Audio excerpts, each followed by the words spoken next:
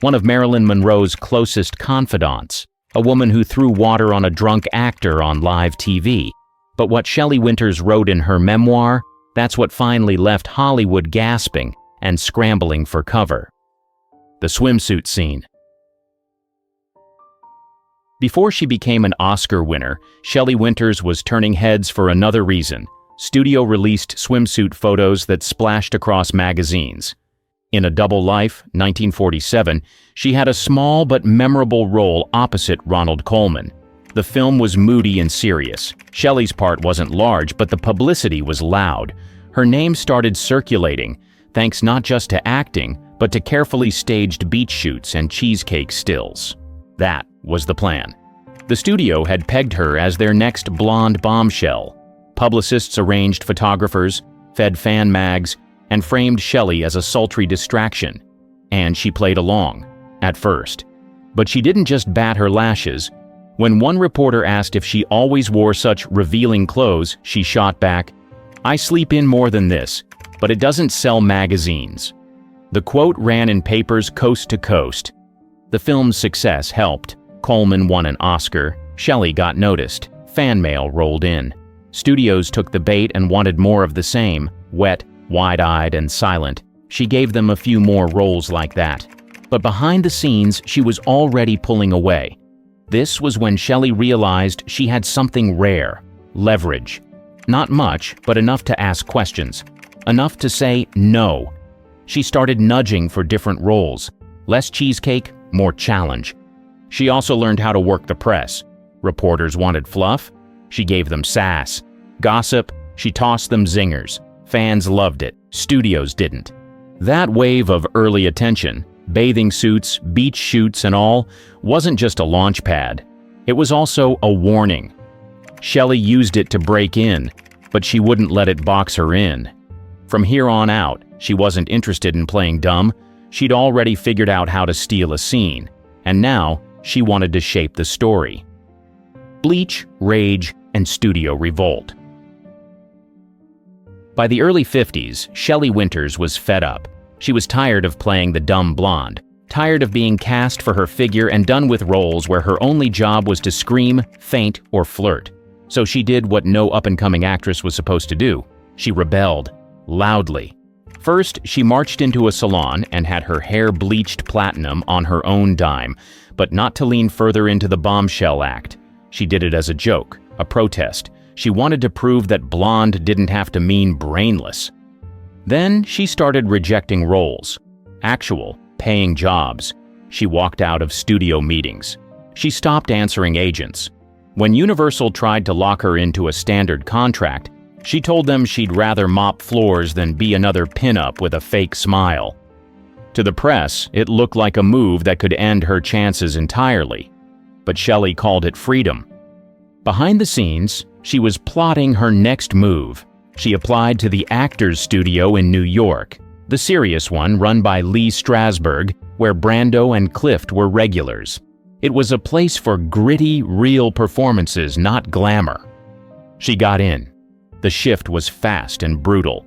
Shelley left behind makeup, false lashes, and form-fitting dresses.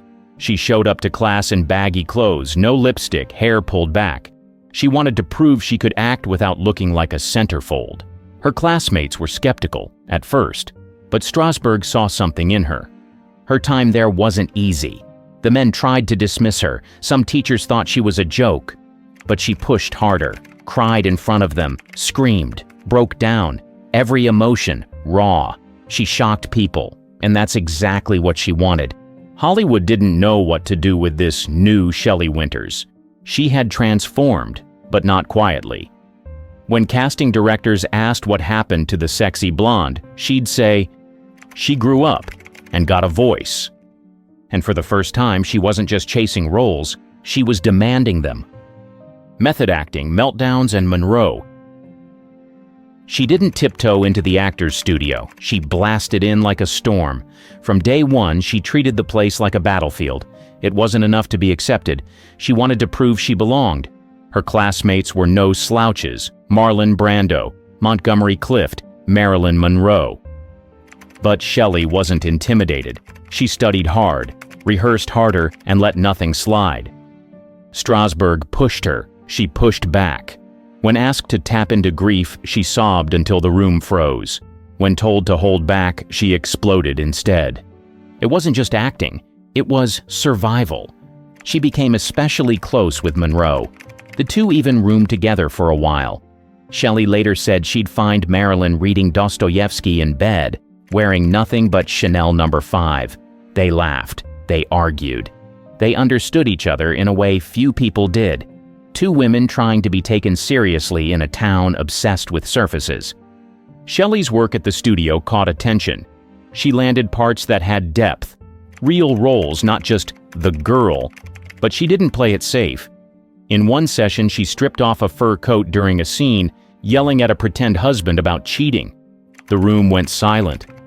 Strasberg reportedly told her, "Shelley, we're working, not filming." She didn't care. She wanted to shock people into seeing more. Outside the studio, people began whispering. Was she too emotional? Too unstable? Shelley didn't blink. She said what she wanted in interviews. She called out male co-stars who treated her like scenery. She told one director, "If you want a Barbie, go to a toy store." The roles started changing. She was cast in dramas, not just comedies. She even turned down several big-budget films because the characters felt hollow. She wanted women with anger, grief, bite, and she wasn't afraid to say so. Shelley wasn't the prettiest, she wasn't the quietest, but she had something no one could fake: guts. And in a studio system built on silence, she made noise that couldn't be ignored. The role that stripped her bare. By the time A Place in the Sun came around, Shelley had something to prove. She wanted serious work, and this was her shot. The film, based on the novel An American Tragedy, needed an actress to play Alice Tripp, a working-class girl who gets used and tossed aside. Not glamorous, not sexy, just real. Most actresses avoided roles like that. Shelley begged for it. To land the part, she showed up to auditions looking plain on purpose. No makeup, hair flat, clothes too big. She even asked casting agents to look at her last so they'd remember her face. Director George Stevens agreed to give her a test, but only after Elizabeth Taylor had already been cast as the love interest. Shelley knew exactly how she'd be framed, the sad, drab obstacle. But she didn't care. She owned it. Her performance was heartbreaking, angry, desperate, raw. She didn't play Alice as a victim. She played her as a woman hanging on for survival. The audience wasn't supposed to love her. They were supposed to see her, and they did. When the film premiered, Shelley stunned critics. The girl who once made headlines for tight dresses and beach photos had vanished. In her place stood an actress with range, with pain, with weight. She was nominated for her first Academy Award. She didn't win, but it didn't matter. The industry had finally changed the way it looked at her. In interviews afterward, she refused to soften her edge. She told reporters, "I didn't act that part, I lived it." She said being plain on camera was harder than being naked. She meant it. That role cracked open a door Shelley had been pounding on for years, and she didn't walk through quietly. She kicked it open, took her shoes off, and made herself at home. For the first time, people weren't just talking about her looks. They were talking about her talent. And Shelley? She made sure they kept talking. Divorced by headlines. Her second marriage looked glamorous on paper. Vittorio Gassman was tall, Italian, and famous. They met on a film set, fell fast, and married in 1952. To outsiders, it was a storybook match. Two actors, international romance, jet-set lifestyle. But the story unraveled quick. Shelley later described their marriage as part opera, part disaster. Gassman was brilliant on stage but difficult at home. Shelley said he could go from quoting Shakespeare to ignoring her completely. When their daughter was born, the cracks deepened. Shelley wanted family. Gassman wanted freedom. They separated in 1954. The divorce dragged on, but Shelley didn't keep quiet. In interviews, she said things most actresses would never dare. "He was a genius in bed and a child outside of it," she told the Saturday Evening Post. The press couldn't get enough. Every new quote turned into a headline. Reporters asked if she'd marry again. Shelley replied. "Only if I get to pick the script this time." She turned her pain into punchlines, and Hollywood ate it up. But behind the sass was a real battle. Shelley fought for custody of their daughter. She juggled work and motherhood while dodging press questions designed to provoke. Still, she never played victim. She leaned into the chaos, calling herself a working mother who happens to work in front of a camera. The press called it messy. Shelley called it honest. One moment summed it up. At a red carpet event, a reporter asked how she was handling single motherhood. Shelley smiled and said, "Better than I handled marriage." Then she kept walking. In the end, the divorce didn't ruin her. It sharpened her. The breakup gave her a tougher public image, a louder voice, and a new wave of fans, especially women tired of hearing actresses pretend everything was perfect. Shelley didn't just survive the scandal, she used it. An Oscar, a courtroom, and a cigarette. In 1959, Shelley Winters won her first Academy Award for playing a desperate mother in The Diary of Anne Frank. It was a supporting role, but it hit hard. Critics called her performance haunting. Her win proved she could carry drama, not just draw attention. Shelley was no longer a punchline. She was a serious actress. But that didn't mean she cleaned up her act. Just a few years later, she was in court, fighting for custody again, this time in a case involving visitation rights and relocation. And that's where another infamous Shelley moment happened. During a break, she lit a cigarette inside the courthouse. When a reporter asked if she thought that was allowed, she answered, "Probably not, but neither is bad parenting." The press swarmed. Photos of her puffing away in heels and a coat ran everywhere. Some called it inappropriate, others called it iconic. Shelley just shrugged. "I'm an actress," she said, "not a nun." She didn't let the court drama slow her down. In fact, she worked more. Films like Lolita, 1962, and A Patch of Blue, 1965, showed new layers. She played flawed, broken, gritty characters and earned a second Oscar for A Patch of Blue. Her speech was short and biting. "Thanks. This one means more than you think." At the same time, Shelley began mentoring young actors, teaching workshops, and speaking up about double standards in the industry. She was older now, not the hot blonde anymore, and she embraced it. She often said, "Being pretty gets you in the room. Being real keeps you working."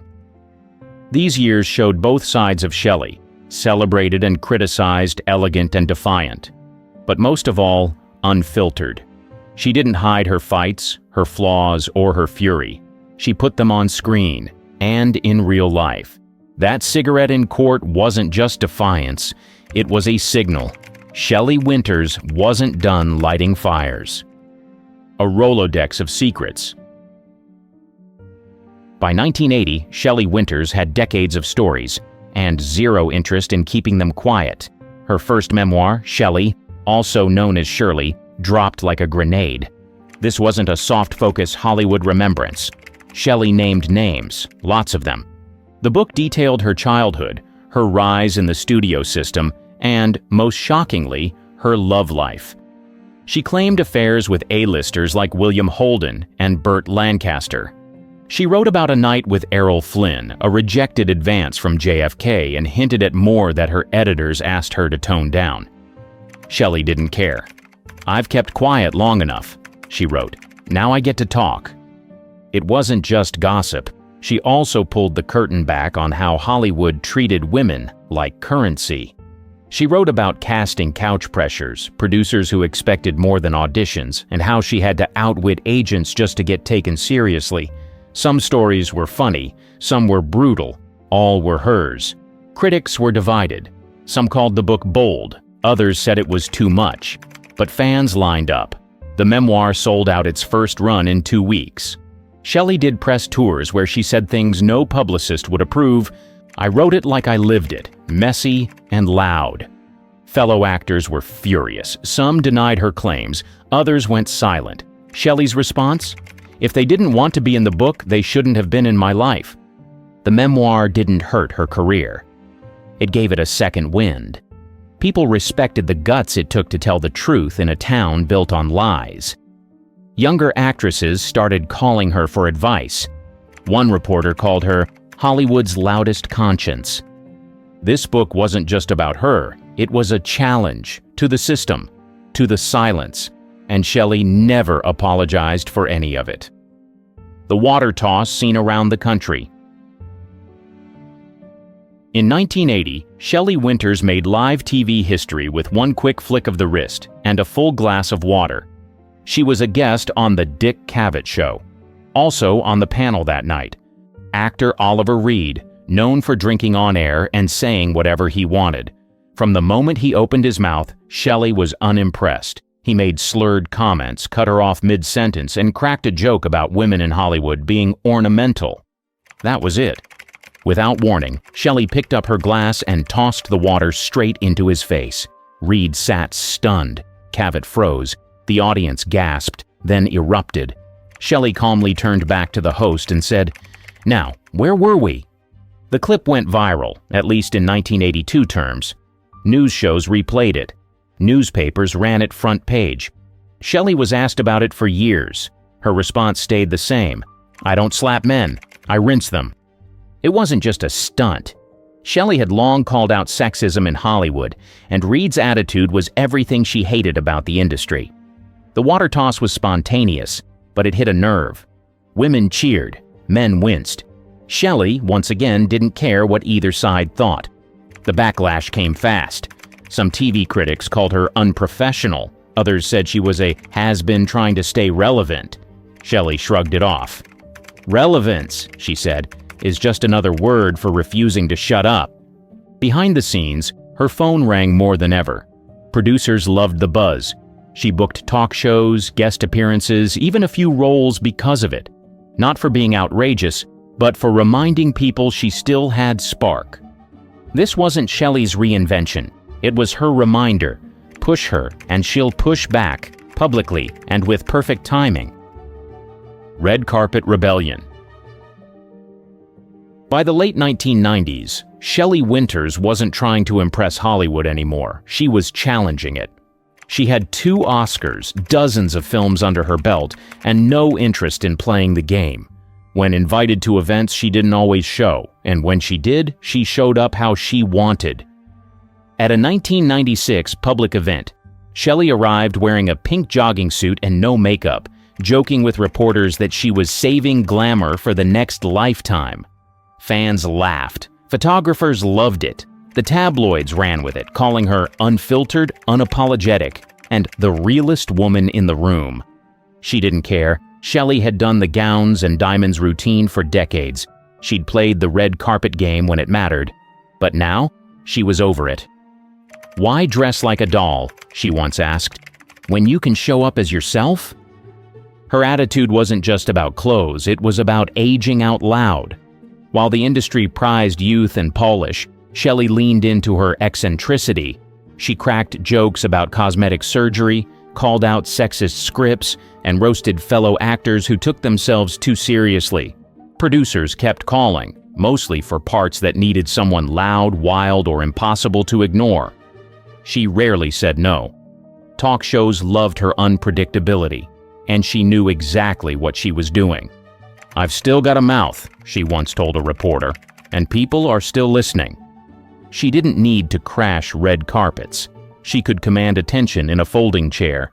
Shelley had spent years building her legacy. Now she was enjoying the part where she didn't owe anyone anything. Unfiltered, unapologetic, undeniable final years. In her final years, Shelley Winters wasn't fading. She was firing off stories, jokes, and sharp commentary like she always had, but with even less filter. She gave interviews that felt more like truth bombs. Nothing was off limits. She talked openly about aging in Hollywood.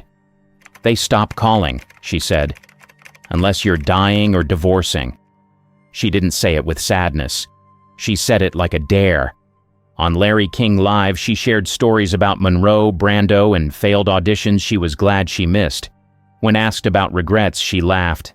"I regret not writing a second memoir sooner, so I could piss off more people while I was still alive." She also revisited her most famous fights. The water toss, the book, the marriages. She didn't downplay any of it. She doubled down. "I didn't make waves. she said. "I was the wave." Her health was declining, but you wouldn't know it from her interviews. She kept up with news, politics, and pop culture. She joked about reality TV and once told a young reporter, "If I were 20 today, I'd be trending every week." Shelley passed away in January 2006.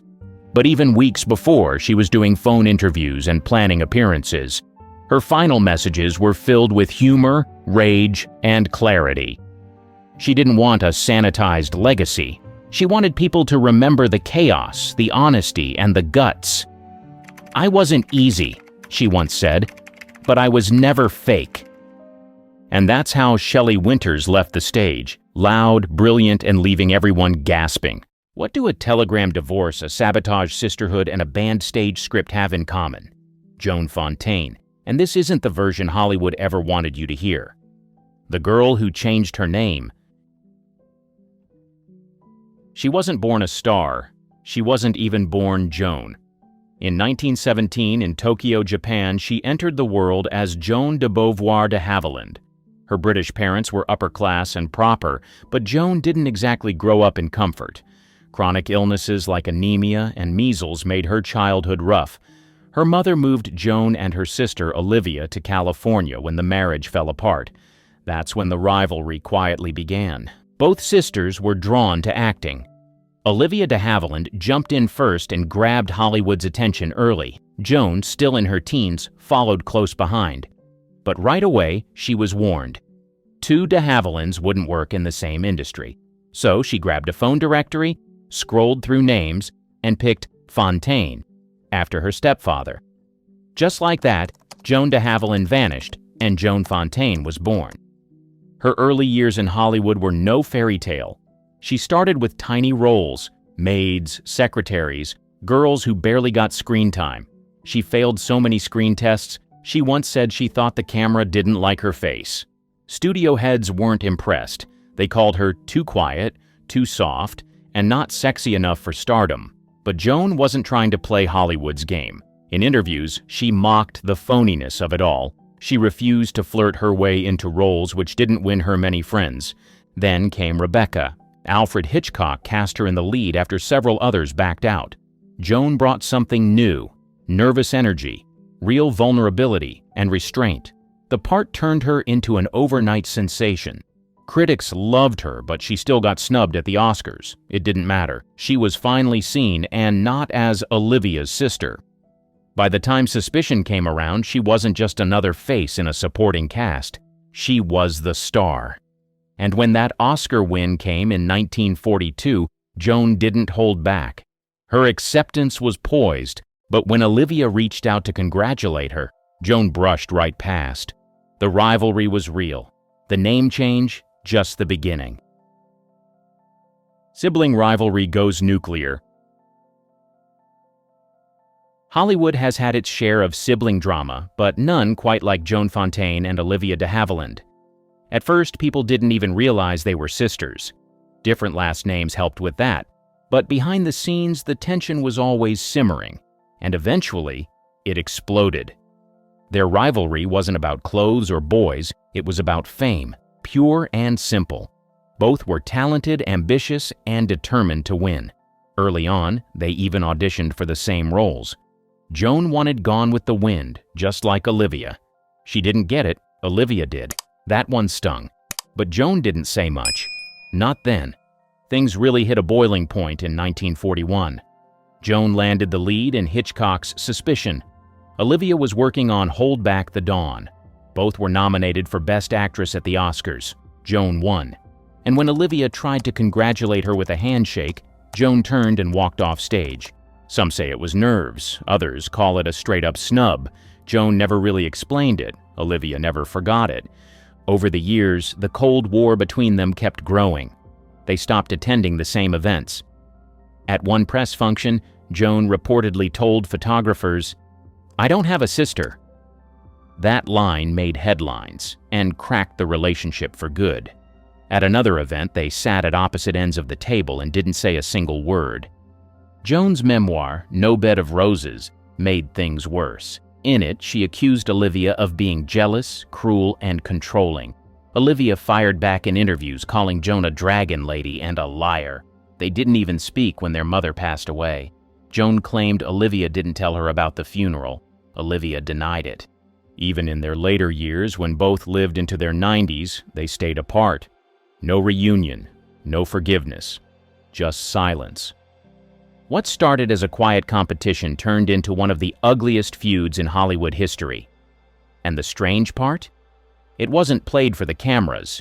It was real, sharp, personal, and lasting until the very end. Playing the good girl with a bite. She made her name playing shy, delicate women, soft-spoken types who looked like they might cry if you raised your voice. Her characters in Rebecca and Suspicion fit that mold perfectly. But off-screen, Joan wasn't that girl. Behind the scenes, she was sharp, stubborn, and surprisingly blunt. Crew members often said she was more sarcastic than sweet. While directors expected her to stay quiet and compliant, Joan asked hard questions. She didn't flirt to get ahead and didn't care who liked her. When one producer suggested she smile more, she replied, "Why? Does it help you act better?" She smoked constantly and gambled for fun. At Hollywood parties, she told dirty jokes and made fun of studio bosses to their faces. More than once, she was asked to tone it down, especially in interviews. Her reply? "I'll speak how I speak. Don't ask if you don't want the answer." Even other actors were caught off guard. Cary Grant, who starred with her in Suspicion, once said she had a quiet steel behind her eyes. On set, she pushed back on scripts that felt lazy or roles that made her feel like wallpaper. Directors learned fast. You couldn't just place her in the background and expect her to play nice. This contrast between her screen image and real personality baffled some fans. They expected her to be soft and fragile. Instead, she came off cool and calculating. In one interview, she admitted she hated the word nice because it usually means you're forgettable. That attitude came with a price. She didn't get the same cushy roles as her peers, but Joan didn't care. "I'm not here to be liked," she once said. "I'm here to be remembered." And she was. Just not for the reasons Hollywood had planned. Feuding with Hitchcock. She owed a lot to Alfred Hitchcock. Rebecca made her a star. Suspicion won her an Oscar. But don't be fooled. She didn't exactly enjoy working with him, and she definitely wasn't afraid to say so. Their relationship started off well. Hitchcock liked actresses he could shape. Joan was new, quiet, and eager for good roles. But once filming started, things shifted. Hitchcock's directing style was cold and precise. He demanded obedience. Joan didn't always give it. During Suspicion, she fought him on how her character should be played. He wanted her passive, confused, almost childlike. Joan thought the role deserved more edge. She questioned blocking, refused to cry on cue, and didn't like being handled like a puppet, as she put it. They butted heads often. Hitchcock reportedly told producers he'd never work with her again. Joan didn't care. She told friends that Hitchcock had a woman problem. He liked his actresses blonde, blank, and obedient. "I was blonde," she said, "but I wasn't going to be blank."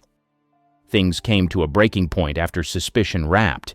The studio re-edited the film so that Cary Grant's character came off less threatening, and Joan's character seemed more naive.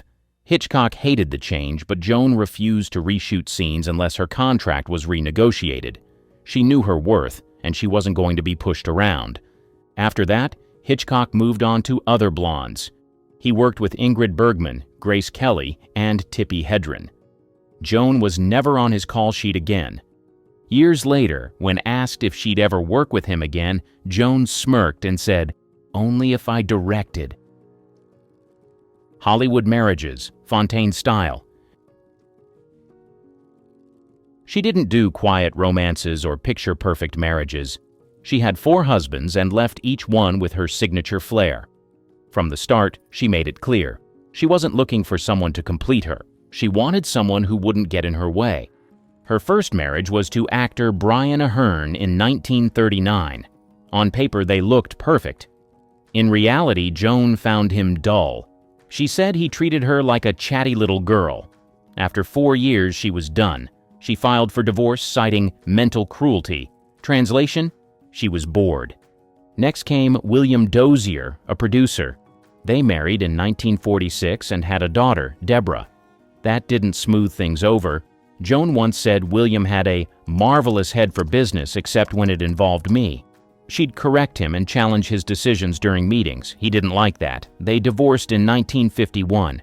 Her third marriage was to Collier Young, the ex-husband of actress Ida Lupino. The marriage started fast and fell apart faster. Joan filed for divorce by telegram while she was traveling in Hong Kong. When asked why, she said, "Better than waiting until I got home and forgot." They stayed friends afterward, which surprised everyone. Her final marriage was to a sports writer named Alfred Wright Jr. By then, Joan was nearing 50. She said he was young and flexible, which amused her. But after 5 years, she ended it like the others, with no regret and no looking back. Joan didn't apologize for how her marriages ended. She believed in love, just not in losing herself. She once said, "The only constant in my life has been me. Everyone else comes and goes." That attitude made her hard to pin down and impossible to control. War work that raised eyebrows. While other Hollywood stars posed for war bond posters, Joan Fontaine decided to do something else, something real. When World War II broke out, she didn't just slap on a uniform for a photo op. She trained as a nurse's aide, drove military vehicles, and visited wounded soldiers in actual hospitals. Not soundstages. The public didn't quite know what to make of it.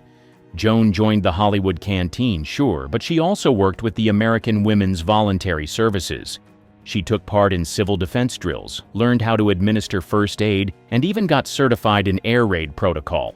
One studio head begged her to stop, worried she'd get injured or ruin her star image. She ignored him. Then came Yank magazine, a publication aimed at boosting morale among U.S. troops. Joan agreed to a photo shoot, but not just any shoot. The pictures showed her in silky robes with her hair undone and her legs exposed. For the time, it was practically scandalous. The troops loved it. Middle America? Not so much. Some conservative outlets slammed her, saying it was unbecoming for an Oscar winner to pose like that. Joan didn't flinch. "If it helps a soldier get through the day," she said, "I'll wear silk." She believed glamour had its place, even in war, especially then. Joan also toured hospitals and gave speeches at army bases. She didn't just wave and leave. She sat with soldiers, held their hands, and listened to their stories. One nurse later said, "She wasn't just acting caring. She really was." Even with all this, she never stopped working. Between 1942 and 1945, she filmed multiple movies while volunteering on the side. The press didn't always cover it. Joan didn't care. "I'm not in this for headlines," she said. "I'm in it because it matters." The tell-all memoir bombshell. By the late 1970s, Joan Fontaine had stopped caring what Hollywood thought of her. So when she published her memoir, No Bed of Roses, she didn't hold back. The book wasn't soft or sentimental. It was sharp, detailed, and at times brutal. She went straight for the jugular. The feud with Olivia? It was in there, fully exposed. Joan claimed their mother always favored Olivia and described their childhood as tense and competitive. She recounted the infamous Oscar night, saying Olivia was cold and never truly happy for her success. Joan even revealed she and Olivia hadn't spoken in decades, not even after family deaths. The book didn't stop with family. Joan wrote about ex-husbands, studio heads, co-stars, and lovers. Some named, some kept anonymous but clearly recognizable. One chapter hinted at an affair with a well-known director. Another took aim at an actress she claimed got roles for reasons that had nothing to do with talent. Hollywood wasn't pleased. The press called it too personal. Some accused her of exaggerating. Joan just smiled. "If it's uncomfortable," she said, "maybe it's because it's true." She also opened up about the darker parts of her life: fame fatigue, broken marriages, and loneliness. She admitted she often felt like a stranger in her own house. She didn't sugarcoat anything. "I had fame, not peace," she wrote. Critics were split. Some praised the honesty, others said it was attention-seeking. But the book sold well and got people talking. For Joan, that was enough. What really made jaws drop was her tone. She wasn't asking for pity. She wasn't bitter. She was amused, sharp-tongued, and utterly unapologetic. When a journalist asked if she regretted writing anything, she said, "Only the parts I left out." Stage comebacks and power plays. When the film roles started drying up in the 60s, Joan Fontaine didn't fade quietly into retirement. She went back to the stage, but not as a grateful has-been. She returned on her own terms. Joan toured across the US and Europe, starring in live productions of The Lion in Winter, Private Lives, and Tea and Sympathy. She wasn't just acting, she was controlling casting, wardrobe, and in some cases, rewriting lines. Directors who didn't listen to her notes didn't last long. She wasn't interested in being a team player. She wanted results. One famous incident happened during a production of a Tennessee Williams play. Joan didn't like the script's pacing, so she changed several of her lines during live performances. When the playwright's rep complained, she shrugged and said, "Then tell him to write it better." She also demanded top billing. Always. Even if her role wasn't the lead, her name had to appear first. In one production, she threatened to walk out when a co-star's name appeared slightly larger on the poster.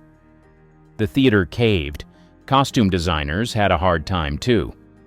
Joan was particular about fabrics, fits, and colors. If she didn't like the wardrobe, she'd bring in her own.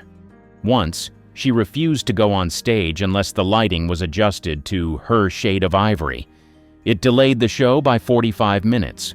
But she wasn't doing this just to be difficult. Joan believed theater was sacred. It was where real acting happened, where there were no second takes.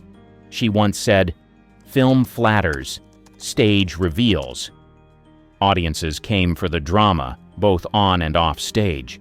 She still had star power, and ticket sales proved it. Critics called her demanding but magnetic. Theater owners called her a force of nature. Late life eccentricity or freedom? As the years rolled on, Joan Fontaine slipped out of the spotlight, but she never slipped into normal. In her final decades, she lived in Carmel-by-the-Sea, California, far from the cameras, surrounded by dogs, books, and old film reels. Friends and neighbors called her eccentric. Joan called it peace. She spent her days gardening, painting, and writing letters to fans. But don't picture a cozy old lady in a rocking chair. Joan was still sharp, still snarky, and still very much herself. She'd host dinner parties and assign guests roles from her old films. If someone showed up late or forgot their character, she'd send them home. No second chances. Joan also had a thing for rules. Her rules. She didn't allow small talk in her home. Visitors had to be invited, not just drop in. She reportedly once turned away a journalist because they wore jeans. "This isn't a barn," she said, shutting the door. Her dogs were her real companions. She talked to them more than people and gave them names like Scamp, Dancer, and Lily Pons. She said they were better conversationalists than most actors she worked with. She left instructions in her will for how each dog should be cared for after her passing. She also kept scrapbooks, detailed journals, and boxes of personal letters, many of which offered blunt takes on old co-stars, politics, and aging. One letter to a friend read, "I don't miss fame. I miss being underestimated."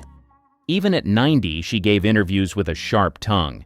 She called modern Hollywood a circus and said too many actors can't even speak clearly. When asked if she'd ever reconcile with Olivia, she replied, "If I wanted peace, I'd take a nap." The final word was hers. She died in her sleep on December 15, 2013, at age 96. She left this world the same way she lived in it, on her own terms, quietly defiant, and a little bit mysterious. She passed away in her Carmel home, with her dogs nearby and her affairs already in perfect order. No press statements, no deathbed regrets, just a quiet end to a loud legacy. Olivia de Havilland, still alive at the time, issued a short, polite statement. There was no sign of a reunion, no mention of reconciliation. The decades-long silence between them never broke. When Joan's will was released, there was no doubt the rift was permanent. Olivia was completely excluded. Instead, Joan left her belongings to close friends, longtime staff, and animal charities. Her handwritten notes were clear and direct, no drama, just decisions. Among her personal items were treasures that told the real story: early rejection letters from studios, private telegrams from Alfred Hitchcock, fan mail she never threw away, and a copy of her Oscar speech with edits scribbled in red ink. Also found was a yellowed note taped inside her desk drawer. It read, "Don't trust praise. Don't fear criticism. Trust your gut." That single line summed up her entire career. After her passing, Hollywood tiptoed around her legacy. Some praised her Oscar-winning roles. Others brought up the Feud. But fans remembered the whole package: talented, stubborn, fierce, and unforgettable. Joan never softened with age. She never tried to rewrite her story to fit public taste. She said what she meant, did what she wanted, and didn't care who liked it. Even in her last interviews, when asked how she'd like to be remembered, she answered, "I wouldn't. I lived it, that's enough." No grand finale, no curtain call, just Joan, unfiltered, unbothered, and always one step outside the spotlight. The world watched her become a household name as the lovable, wholesome Ellie Mae Clampett on the Beverly Hillbillies. But there was so much more to Donna than the iconic character she portrayed. Men adored her not just for her beauty or her on-screen charm, but for qualities that went beyond the surface. From her entrepreneurial ventures to her natural charm, Donna Douglas left a lasting impression on everyone she met. So, why did men, along with countless women, fall in love with her? Let's take a deeper look at the traits that made Donna Douglas not just a star, but an unforgettable icon. She was the girl next door. Donna Douglas had that vibe you just couldn't resist, the kind of charm that made her feel like the girl next door. And by that, I mean she wasn't trying to be anything she wasn't. She was just real. And that made her so easy to like. No fake airs, no pretenses, just pure, genuine goodness. Take her role as Ellie Mae Clampett in The Beverly Hillbillies. Ellie Mae was the embodiment of that down-to-earth charm. She wasn't trying to be fancy or glamorous. She was a fun, sweet character who was always herself. Whether she was chasing after animals or trying to help her family figure out how to deal with their new rich life, Ellie Mae was just there, doing her thing. And it was that natural warmth that made people love her. You didn't need to be someone super fancy to win hearts. Donna showed you could just be yourself and still be adored. What's cool about Donna's charm is that it wasn't forced. It didn't feel like she was putting on a show. Ellie Mae was someone who you could imagine hanging out with, someone you'd want to be friends with, you know? There was this authenticity about Donna that made her so approachable. You didn't have to try to impress people to be loved. Just being kind, genuine, and real was enough. It's the type of charm that's so easy to connect with, especially in a world where so many Hollywood stars were all about that perfect, polished image. Donna wasn't trying to be perfect. She just was who she was, and that was so refreshing. She made you feel like you could be her friend without all the glam and glitter. She didn't need to be someone you couldn't relate to. She was just herself, and that's what made her so special. She had this way of making you feel like you belonged, like she was the kind of person you could sit down with and have a genuine conversation. And let's be real, who doesn't want that in a friend or a star? Donna had this natural ability to make people feel at ease, like she was one of us. She wasn't trying to be a bigger-than-life star, she just let her true, kind nature shine through. And honestly, that's a pretty rare thing in Hollywood. It's the kind of charm that makes you admire someone, not because they're perfect, but because they're so refreshingly real. Her girl-next-door vibe wasn't just a character trait, it was her. That realness made her stand out in a time when a lot of stars were caught up in the whole untouchable vibe. Donna was someone who didn't need to be larger than life to be adored. She showed us that being kind, relatable, and just yourself could make you unforgettable. That's why men and women alike couldn't help but love her. She didn't try too hard. She just let her true self shine. And in a world full of glitz and glam, Donna Douglas was a breath of fresh air. Her contagious energy. Donna Douglas had this energy about her that was just contagious. You know, the kind of person who walks into a room and immediately lifts the mood? That was her. Even when playing Ellie Mae on the Beverly Hillbillies, she didn't just play the part, she became it. Her character was full of life, always bringing a burst of joy and excitement. And honestly, you couldn't help but feel the same way when you saw her on screen. Her energy wasn't just about being loud or over the top, though. It was this warm, natural enthusiasm that made you smile every time she showed up. It was the kind of vibe that made her character so lovable and approachable. Ellie Mae wasn't just the cute, sweet country girl, she was the embodiment of fun, always enthusiastic and ready for whatever came her way. That positive attitude was impossible not to get swept up in. And it wasn't just Ellie Mae where Donna's energy came through. In real life, she was known for being bubbly and full of life. She was the kind of person who made everything seem a little brighter just by being there, whether it was chatting with fans, showing up to events, or just being around her co-stars. You could feel that buzz of energy around her. It was effortless, too, not something she had to force.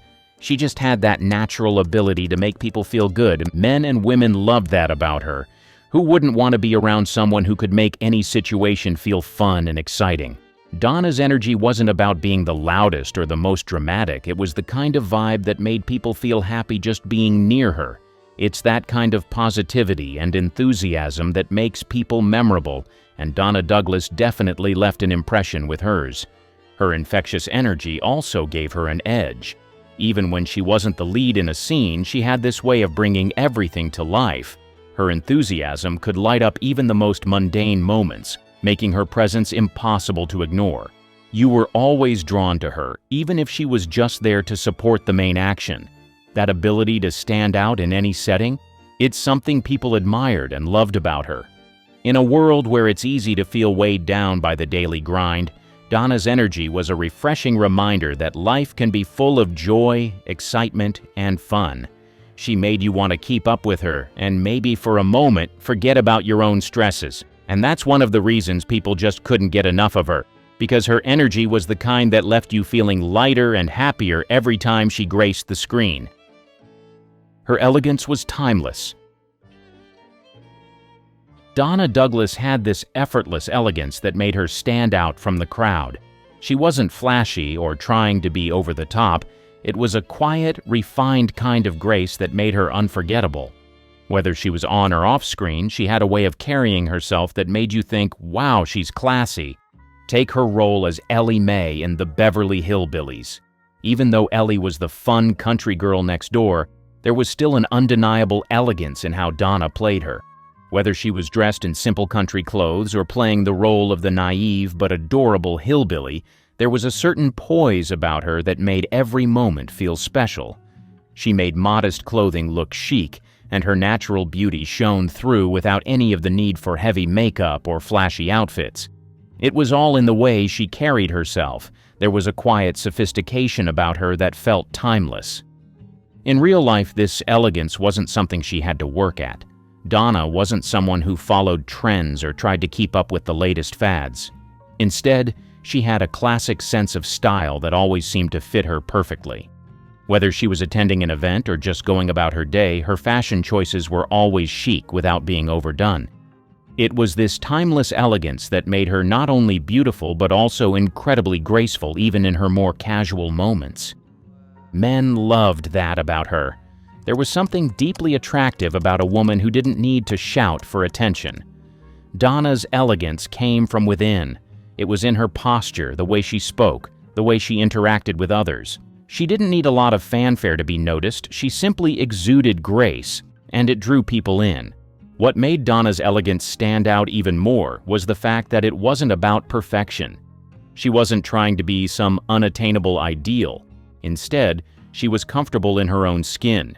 It was this authenticity paired with her graceful nature that gave her a rare kind of beauty, one that didn't fade with time.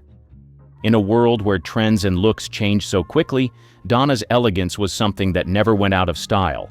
It was a trait that made her beloved by both men and women alike, and one that made her shine in every role she took on. She was genuinely kind. Donna Douglas was the kind of person who made you feel special without even trying. She wasn't just an actress, she was genuinely kind, warm, and down-to-earth. Fans and co-stars alike always spoke about her sweetness and how approachable she was. There was nothing put on about her kindness. It wasn't a part of her image or a calculated move to gain favor. She simply had a good heart, and it came through in everything she did. But this goodness wasn't just something Donna played on screen. It reflected her real personality. She was known for being generous with her time, always taking the time to chat with fans and make them feel seen. It was clear that her kindness wasn't for show, it was just who she was. Her genuine warmth and caring nature extended beyond the set and into her everyday life. Donna was someone who looked out for people, and that was true in her interactions with both her colleagues and the public. She didn't need to be the center of attention. She was content just making those around her feel happy and valued. Whether she was helping a co-star, chatting with a fan, or simply being a kind person in a world that often seemed to reward the opposite, Donna's heart was always in the right place. That kind of kindness is magnetic. It's one of those qualities that makes people want to be around you. And men? They love a woman who is genuinely caring and compassionate. There's something incredibly attractive about someone who makes others feel good about themselves. Donna's genuine kindness wasn't just limited to the people she knew personally. It was something that radiated to everyone she met, and it's one of the reasons she was so adored by so many. Her kindness wasn't just something she showed in small gestures either. She cared about causes and people who needed help, always willing to lend a hand. It's rare to see someone who genuinely gives their time and energy to others without expecting anything in return. That's what made Donna Douglas not only beloved by those who knew her, but respected by all who came across her path. She didn't need to be a diva to be adored. Her kindness did all the work for her. And that, my friends, is a trait that never goes out of style. She was independent. Donna Douglas wasn't just a pretty face or a sweet personality. She was a woman with an unwavering sense of independence. In a time when many actresses were expected to fit a certain mold, she carved her own path. She wasn't afraid to stand up for herself or make her own decisions, and that made her all the more attractive to both men and women alike. Take her decision to pursue a career in acting. At the time, it wasn't the easiest road for a woman to follow, especially for someone like Donna, who came from a small town and didn't have the usual connections that many in Hollywood did. But she was determined. She didn't just wait for an opportunity to come to her, she went after it. And that tenacity eventually led her to the role of Ellie Mae in The Beverly Hillbillies, which became a defining moment in her career. What made Donna's independence even more admirable was the way she stayed true to herself throughout her career. In an industry that often pressured women to conform to certain standards, Donna didn't try to be something she wasn't. She didn't follow trends, and she didn't let anyone tell her who she should be. She was perfectly content with carving out her own niche and doing things on her own terms. That confidence in her own identity was magnetic. It showed that she didn't need validation from anyone else to feel worthy, and her independence didn't stop at her career. Donna wasn't afraid to make bold choices in her personal life, too. She took the time to travel, to explore new interests, and to live her life the way she saw fit. She was never the type to be overly reliant on others or to let circumstances dictate her happiness. Instead, she worked hard to shape her own destiny, which only made her more inspiring. Men and women respect a woman who knows what she wants and doesn't shy away from going after it. Donna's ability to balance her career, personal life, and passions all while remaining true to herself was an admirable quality. It's that fierce independence that set her apart and made her even more intriguing to those who looked up to her. The fact that she didn't let anything or anyone stand in her way was one of the many things that made her so captivating. Her natural beauty. When you think of Donna Douglas, it's impossible not to think of her radiant beauty. But what made Donna stand out wasn't just her classic good looks, it was how effortless and natural she was. She wasn't the typical Hollywood glamour queen, and that was part of her charm. There was something about her beauty that felt real, down to earth, and approachable. She didn't have to put on a show to look beautiful. It was just who she was. Her beauty was part of the character's simplicity and innocence. With her bright smile, flowing blonde hair, and sparkling eyes, Donna embodied the girl-next-door image, but with a touch of elegance. Her natural beauty made her stand out among the Hollywood starlets who often leaned on heavy makeup and glamorized looks. Donna didn't need all of that to shine. She was radiant without all the frills, and it's one of the reasons why she captured so many hearts. But her beauty wasn't just about her looks. It was also about how she carried herself. She had a confidence in her own skin that made her even more stunning. You could tell she was comfortable in who she was, and that kind of self-assurance is magnetic. Whether she was on screen or off, her grace and poise added to her beauty, making her presence unforgettable. In a world where people are constantly trying to fit into unrealistic standards of beauty, Donna's natural approach was refreshing. She didn't rely on heavy makeup or dramatic hairstyles to get attention. Instead, she let her authenticity shine through, and that made her even more beautiful in the eyes of those around her. Men were drawn to her because her beauty wasn't forced, it was effortless, unpretentious, and most of all, real.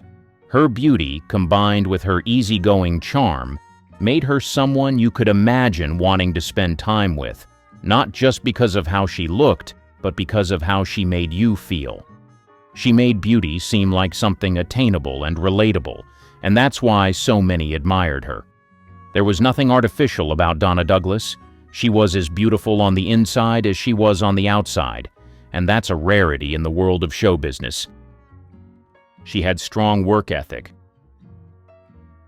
She was also one of the hardest working women in Hollywood. She didn't just show up for work, she gave it her all, every single time. This strong work ethic was evident in everything she did, both on and off screen, and it made her stand out even more in an industry full of stars. In all the roles she played, it wasn't just about looking cute and playing a fun, lovable character. Donna worked tirelessly to make Ellie Mae, for instance, memorable. She dedicated herself to making sure the character felt authentic, bringing warmth, humor, and real emotion to a role that could have easily been played as one-dimensional. And it wasn't just her acting skills that shone through. Donna also learned how to do many of the stunts and physical work her character required, including horseback riding and animal handling. This wasn't just about acting for her, it was about giving the audience the best version of the character she possibly could. But her hard work didn't end when the cameras stopped rolling. Donna was incredibly dedicated to her career, always seeking out new opportunities to challenge herself and grow.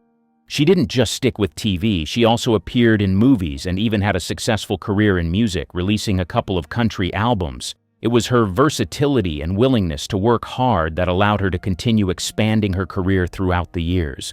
And she wasn't just a workhorse in show business. Donna took that same dedication into her personal life. She worked hard to maintain a balance between her career and family life, making sure to stay grounded even as her fame grew. She understood the importance of family and was committed to her personal values, which made her even more relatable to her fans. Men admired Donna for this kind of commitment and drive. She was someone who didn't just sit back and expect success to come to her, she went out and earned it. And she didn't do it for the fame or the recognition. She did it because she truly cared about her craft and wanted to be the best at it. That level of dedication is something people can't help but respect and admire. She was down to earth. Donna Douglas had an infectious, down-to-earth vibe that made everyone feel like they were in the presence of a real, relatable person. She wasn't interested in playing the Hollywood diva or surrounding herself with a fake lifestyle. She was approachable, warm, and completely unpretentious, and that's what made her so lovable. She embodied this grounded, relatable charm. While some of her characters might have lived in a mansion in Beverly Hills, In real life, she was far from a typical spoiled, pampered rich girl. She was sweet, fun-loving, and utterly genuine. And Donna's portrayal of her was the same. She didn't put on airs, she was just Donna, the girl next door who happened to be living out a unique story on TV. Off camera, Donna was known for being just as approachable. Despite the fame that came with the Beverly Hillbillies, she never let it go to her head.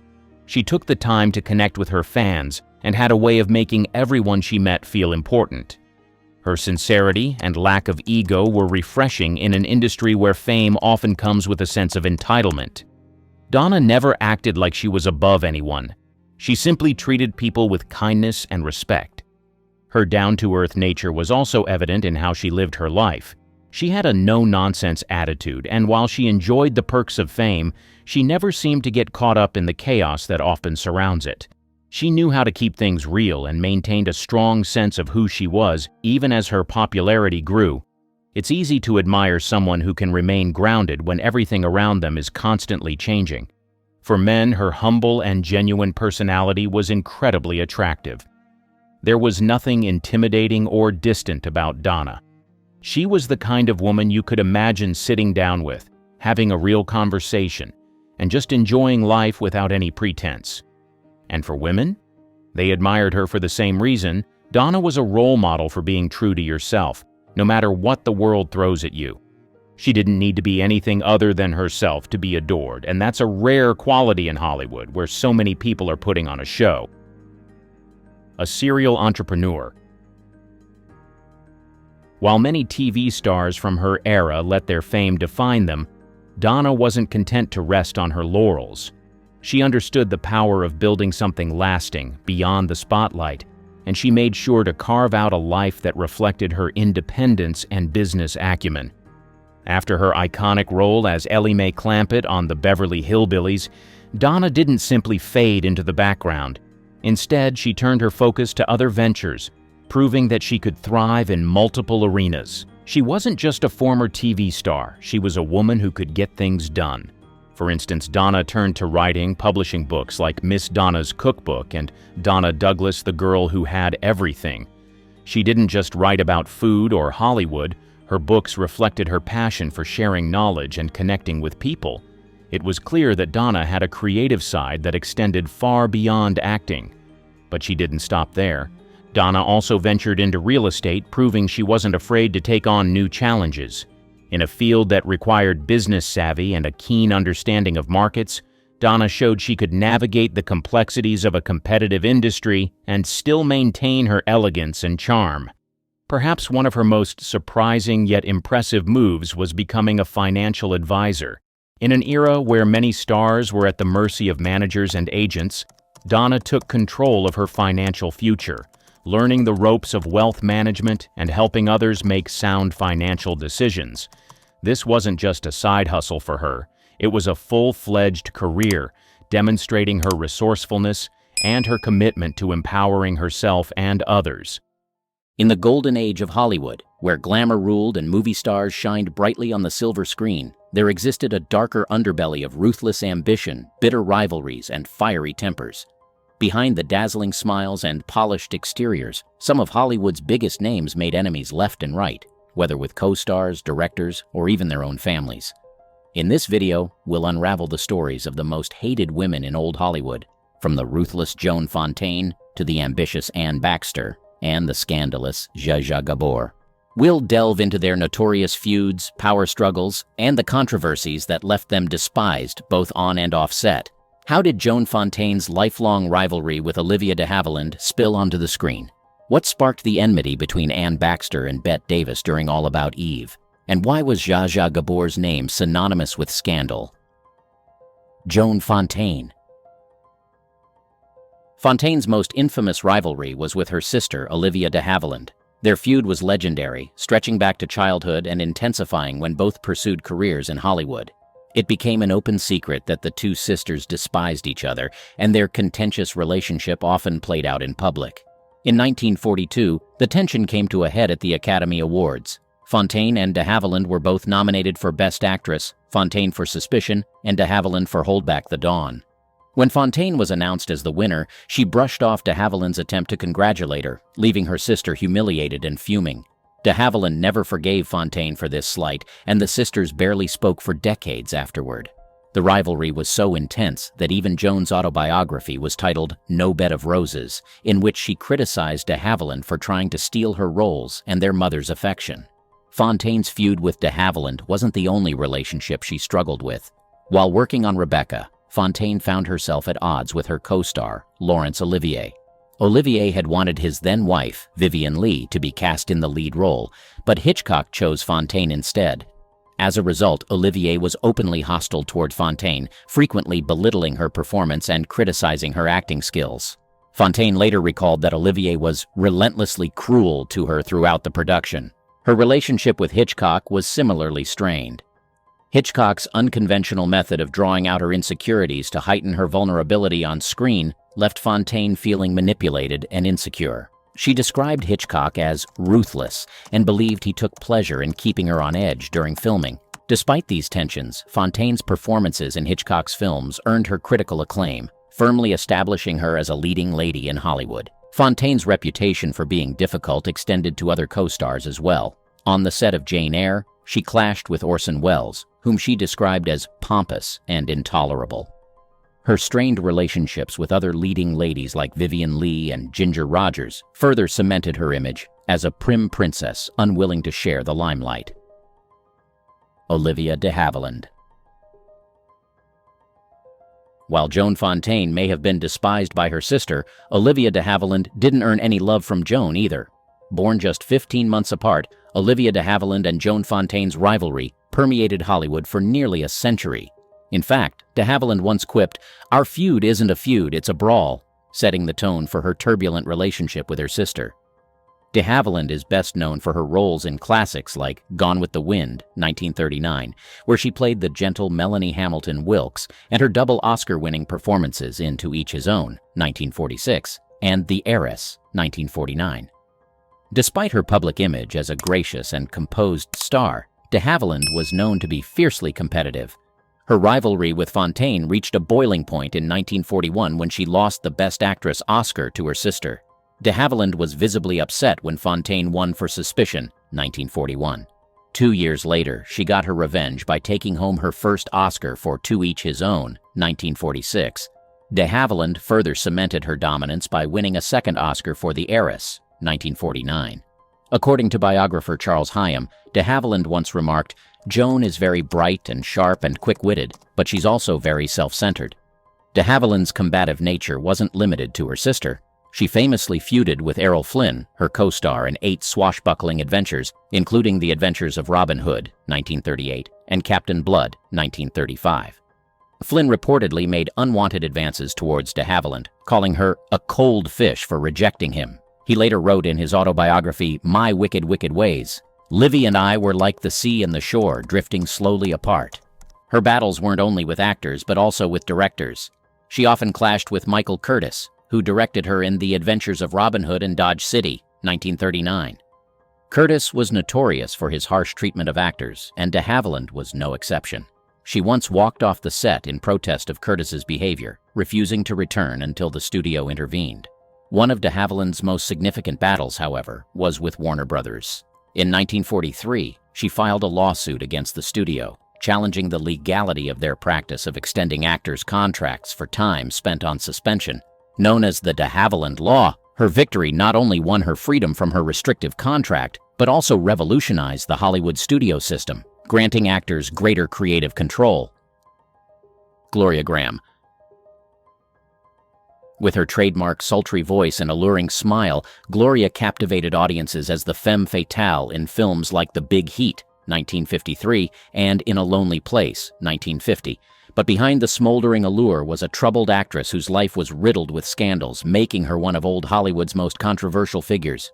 Graham's off-screen life was often more dramatic than her roles. During the production of In a Lonely Place, her erratic behavior and disdain for her co-star Humphrey Bogart became the talk of the town. Director Nicholas Ray, who was also Graham's husband at the time, caught her in bed with his 13-year-old son, Anthony. The scandal led to their divorce in 1952, and Graham married Anthony Ray 10 years later. This notorious relationship alienated many of Graham's colleagues, including her former husband and director Nicholas Ray. Despite the turmoil, Graham continued to land prominent roles throughout the 1950s. Her performance in The Bad and the Beautiful, 1952, earned her an Academy Award for Best Supporting Actress, though her win was overshadowed by rumors of her behavior on set. Co-star Lana Turner reportedly refused to work with Graham again, describing her as unprofessional and a manipulative diva. Graham's relationship with directors was just as volatile. On The Big Heat, she clashed with Fritz Lang, who described her as impossible to direct due to her constant demands for script changes. Her behavior became so intolerable that Lang allegedly considered replacing her, but producer Robert Arthur insisted she stay. Despite the tension, Graham delivered one of her most iconic performances as the doomed Moll, Debbie Marsh. Further controversy erupted during the production of Oklahoma, 1955, where Graham played Ado Annie. Co-star Eddie Albert claimed that she was a nightmare to work with, frequently arriving late and demanding special treatment. Her performance was widely criticized, with New York Times critic Bosley Crowther calling her miscast and unconvincing. Miriam Hopkins. She was one of the most successful actresses of the pre-Code era. Miriam Hopkins, known for her roles in films like Dr. Jekyll and Mr. Hyde, 1931, Designed for Living, 1933, and The Story of Temple Drake, 1933. Her beauty and talent made her a sought-after leading lady, but her temperamental nature and fierce competitiveness made her difficult to work with. Hopkins had a notorious reputation for being arrogant and demanding, often clashing with directors and co-stars alike. One of her earliest disputes was with director Ruben Mamoulian on Dr. Jekyll and Mr. Hyde. Mamoulian recalled that Hopkins was volatile and challenging, requiring constant reassurance about her performance. Despite their strained relationship, Hopkins delivered a remarkable performance that solidified her status as a rising star. Her rivalry with Bette Davis remains one of Hollywood's most infamous feuds. It began in 1939 when both actresses were cast in The Old Maid, an adaptation of Edith Wharton's novella. Hopkins was known for her theatrical style, while Davis brought a more naturalistic approach. Their contrasting acting methods led to intense on-set friction, with each actress trying to outdo the other. Davis later admitted to deliberately overacting in scenes with Hopkins to steal the spotlight. The feud escalated in 1943 when they were cast together again in Old Acquaintance. Hopkins insisted on redoing scenes multiple times, much to the frustration of director Vincent Sherman. In one memorable instance, Davis couldn't contain her rage and shook Hopkins violently during a scene, nearly injuring her. Sherman noted, "They hated each other with a vengeance." Hopkins' arrogance also put her at odds with leading men like Frederick March and Herbert Marshall. On Designed for Living, directed by Ernst Lubitsch, Hopkins constantly vied for attention with March and co-star Gary Cooper. Lubitsch found her behavior exasperating, describing her as the most difficult actress he had ever worked with. Hopkins's insecurities often led her to demand script changes and more screen time, much to the dismay of her co-stars. In The Story of Temple Drake, Hopkins played a scandalous role that brought her both acclaim and controversy. Her portrayal of the sexually assaulted Temple was considered too explicit, and the film was banned in several states. Hopkins thrived on the attention, but her risque performance also earned her the ire of conservative critics and audiences. Mae Clarke. Clarke's career was marked by both triumph and turmoil. Best known for her roles in The Public Enemy, 1931, and Frankenstein, 1931, Clarke's rise to stardom was marred by conflicts with co-stars and directors that earned her a reputation as one of Hollywood's most challenging actresses. Her most iconic moment came in The Public Enemy, where James Cagney famously smashed a grapefruit into her face.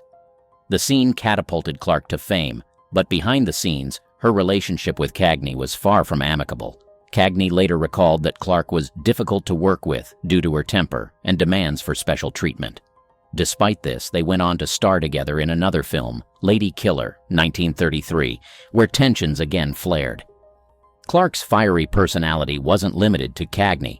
During the production of Frankenstein, she clashed with director James Whale, refusing to film certain scenes unless changes were made to the script. Boris Karloff, who played the monster, described Clarke as headstrong and stubborn, often disrupting the shooting schedule with her demands.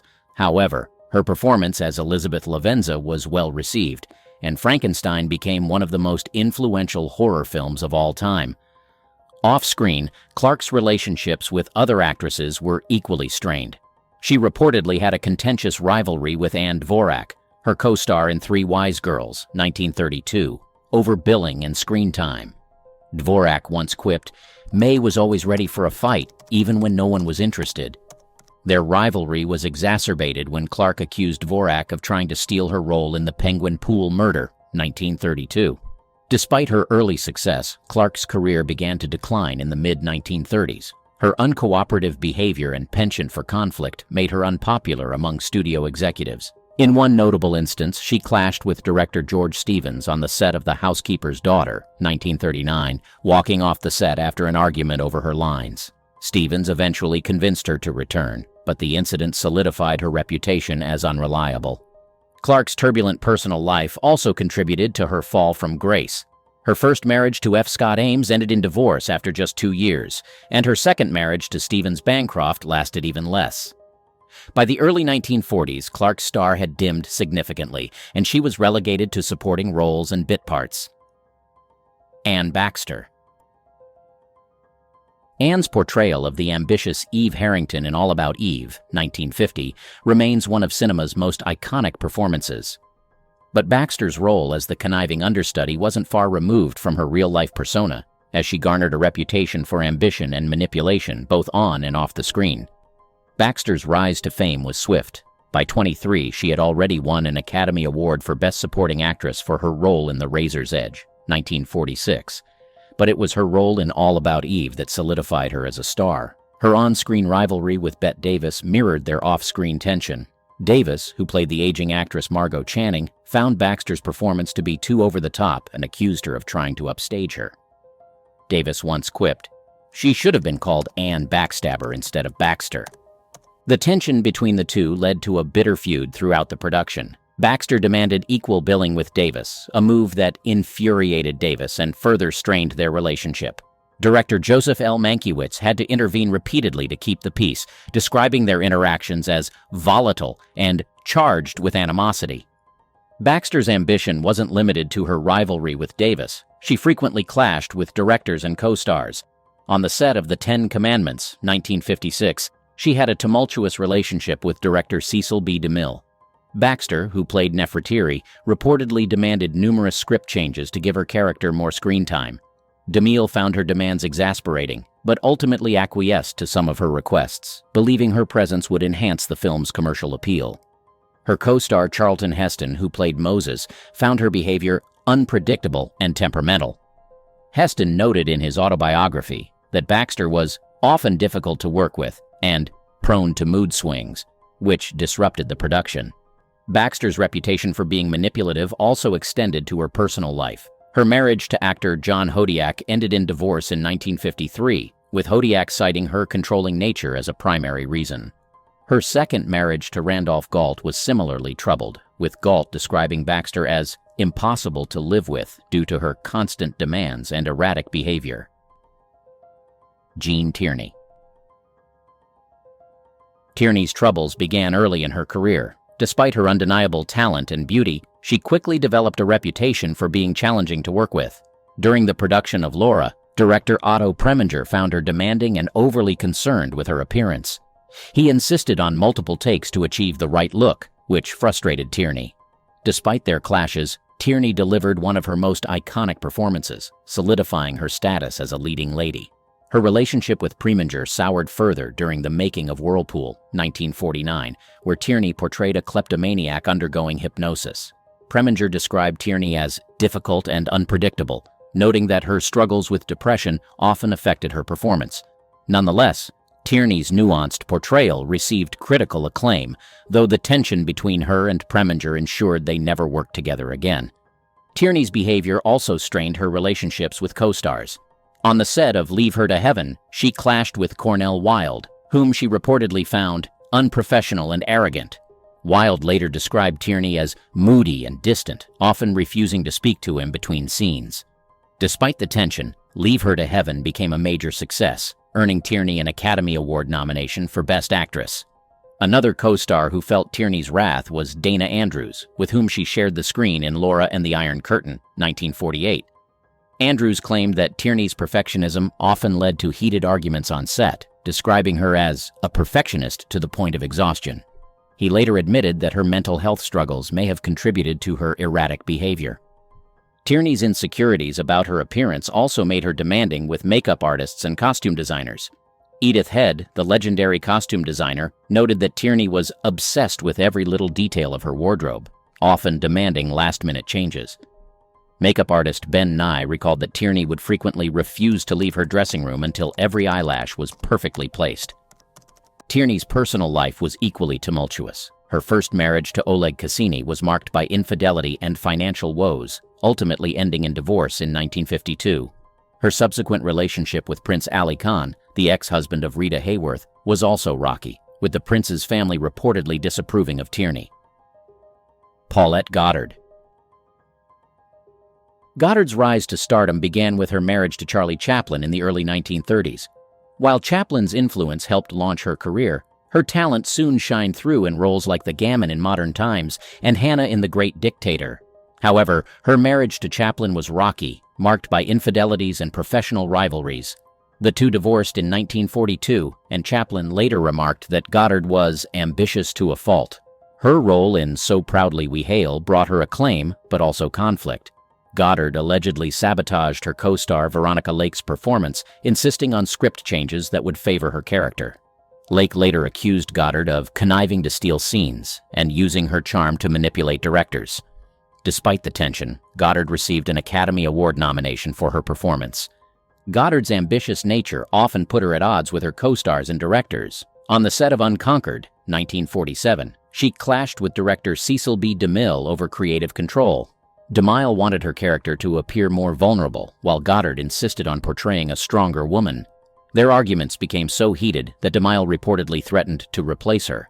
Her relationship with co-star Fred MacMurray in Standing Room Only, 1944, was also strained. MacMurray found Goddard controlling and dismissive, claiming she often undermined his suggestions for their scenes. However, Goddard brushed off his criticism, stating, "In this business, you've got to look out for yourself." Susan Hayward. Hayward's early career was marked by determination. Born Editha Mariner, she came to Hollywood from Brooklyn in 1937, vying for the role of Scarlett O'Hara in Gone with the Wind. Although she didn't get the part, she secured a contract with Warner Brothers, eventually moving to Paramount, where she starred in Bo Gesta, 1939, and Reap the Wild Wind, 1942. However, her uncompromising attitude often put her at odds with directors and co-stars. One of her most notorious feuds was with Bette Davis during the production of Where Love Has Gone, 1964. Hayward and Davis clashed over creative control, with each actress demanding top billing and rewrites to enhance their roles. Their rivalry became so intense that director Edward Dmytryk had to shoot their scenes separately to avoid confrontations on set. Davis reportedly called Hayward a pushy, demanding redhead, while Hayward found Davis pretentious and insufferable. Hayward's conflicts weren't limited to Davis. On The Lusty Men, 1952, she had a tumultuous relationship with director Nicholas Ray. Ray described her as uncontrollable and moody, often refusing to take direction and insisting on rewriting her lines. Co-star Robert Mitchum also found her difficult, calling her a temperamental spitfire. Her abrasive personality also surfaced on the set of The Conqueror, 1956, where she starred alongside John Wayne. Wayne and Hayward were both known for their strong personalities, leading to frequent arguments about their scenes. Wayne later remarked that Hayward was like handling dynamite, volatile and unpredictable. Zsa Zsa Gabor. The Hungarian-born socialite and actress, Zsa Zsa was known as much for her lavish lifestyle and glamorous image as for her acting career. While she appeared in films like Moulin Rouge, 1952, and Lily, 1953, her flamboyant personality and penchant for controversy overshadowed her roles, earning her a reputation as one of Hollywood's most notorious divas. In 1989, Gabor was arrested for slapping Beverly Hills police officer Paul Kramer after he pulled her over for a traffic violation. The highly publicized trial ended with Gabor serving 3 days in jail and paying fines and compensation. The incident solidified her image as a temperamental diva, and she made the most of the publicity, quipping, "He deserved it."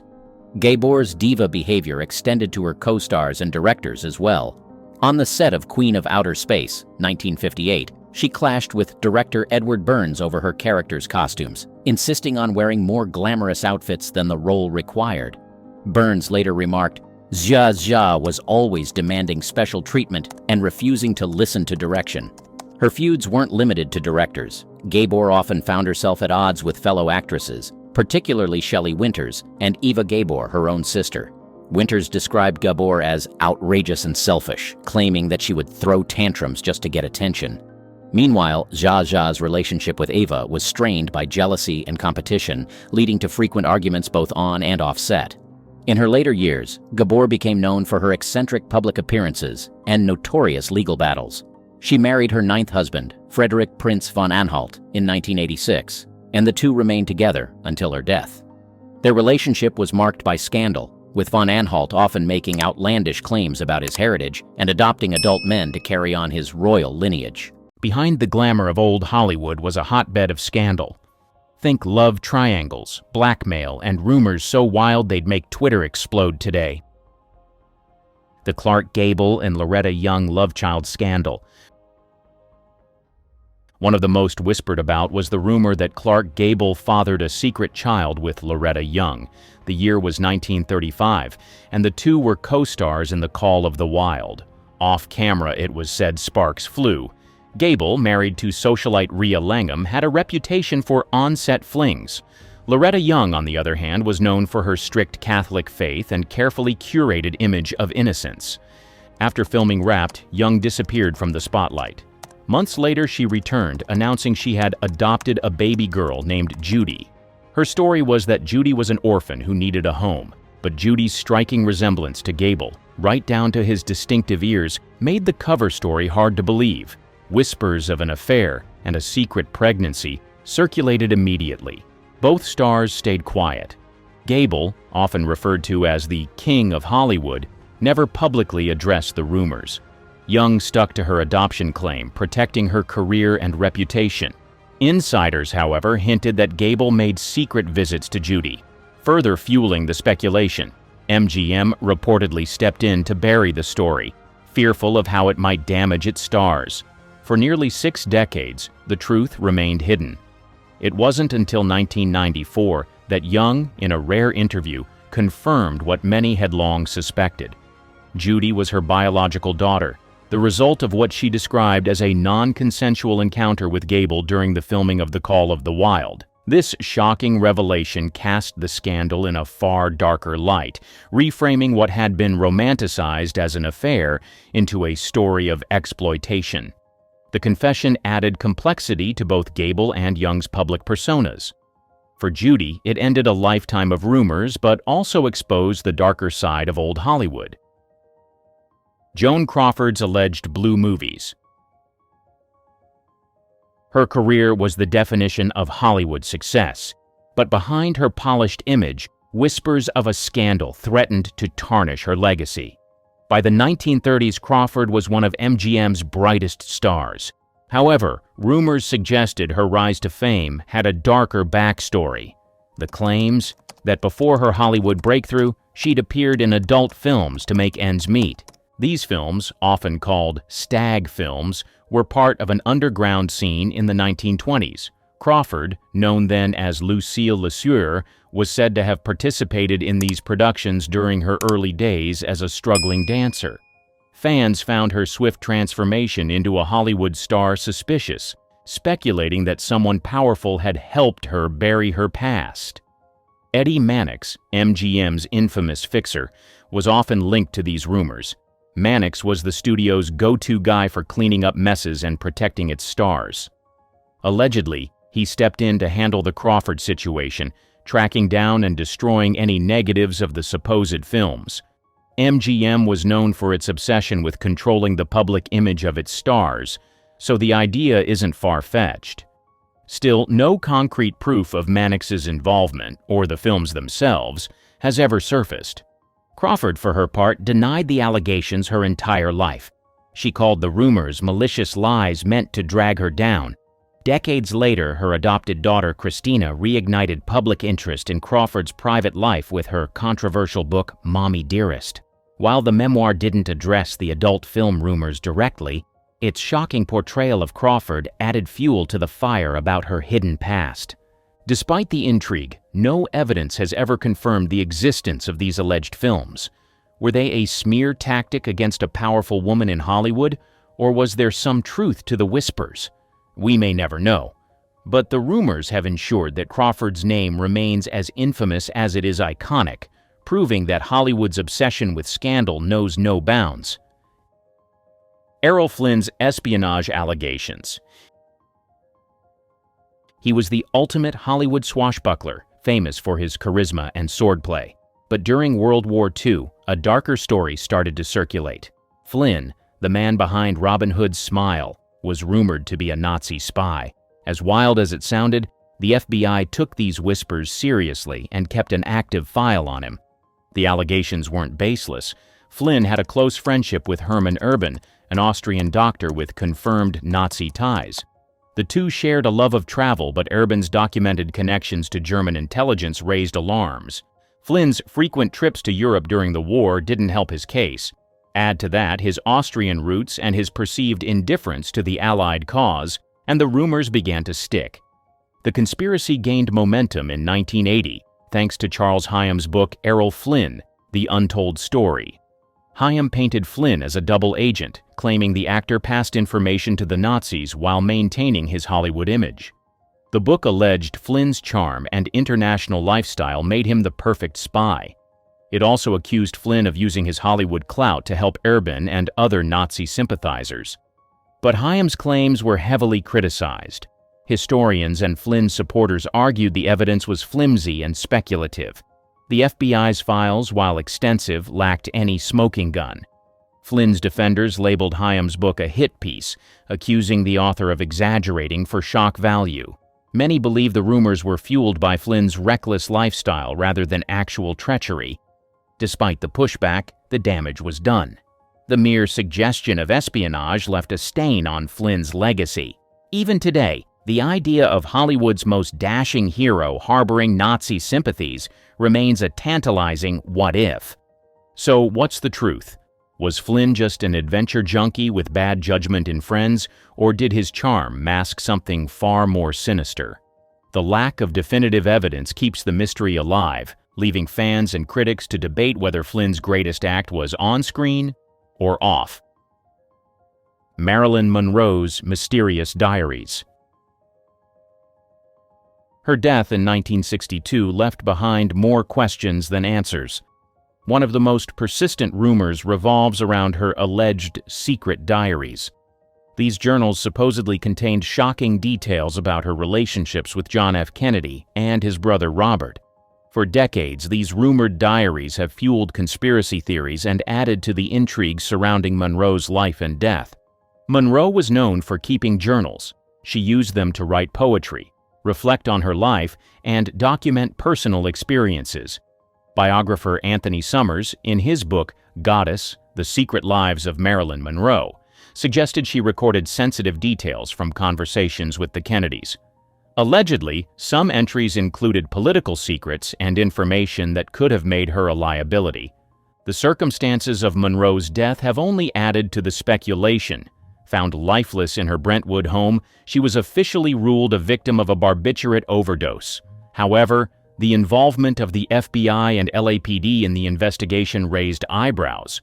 Rumors claim Monroe's house was searched extensively, and anything incriminating, like the alleged diaries, was quietly removed. Some close to Monroe, including her friends, insisted they had seen her write about her encounters with powerful men, adding fuel to the fire. Despite decades of speculation, no one has ever found these diaries. Some believe they were destroyed to protect the reputations of high-profile figures.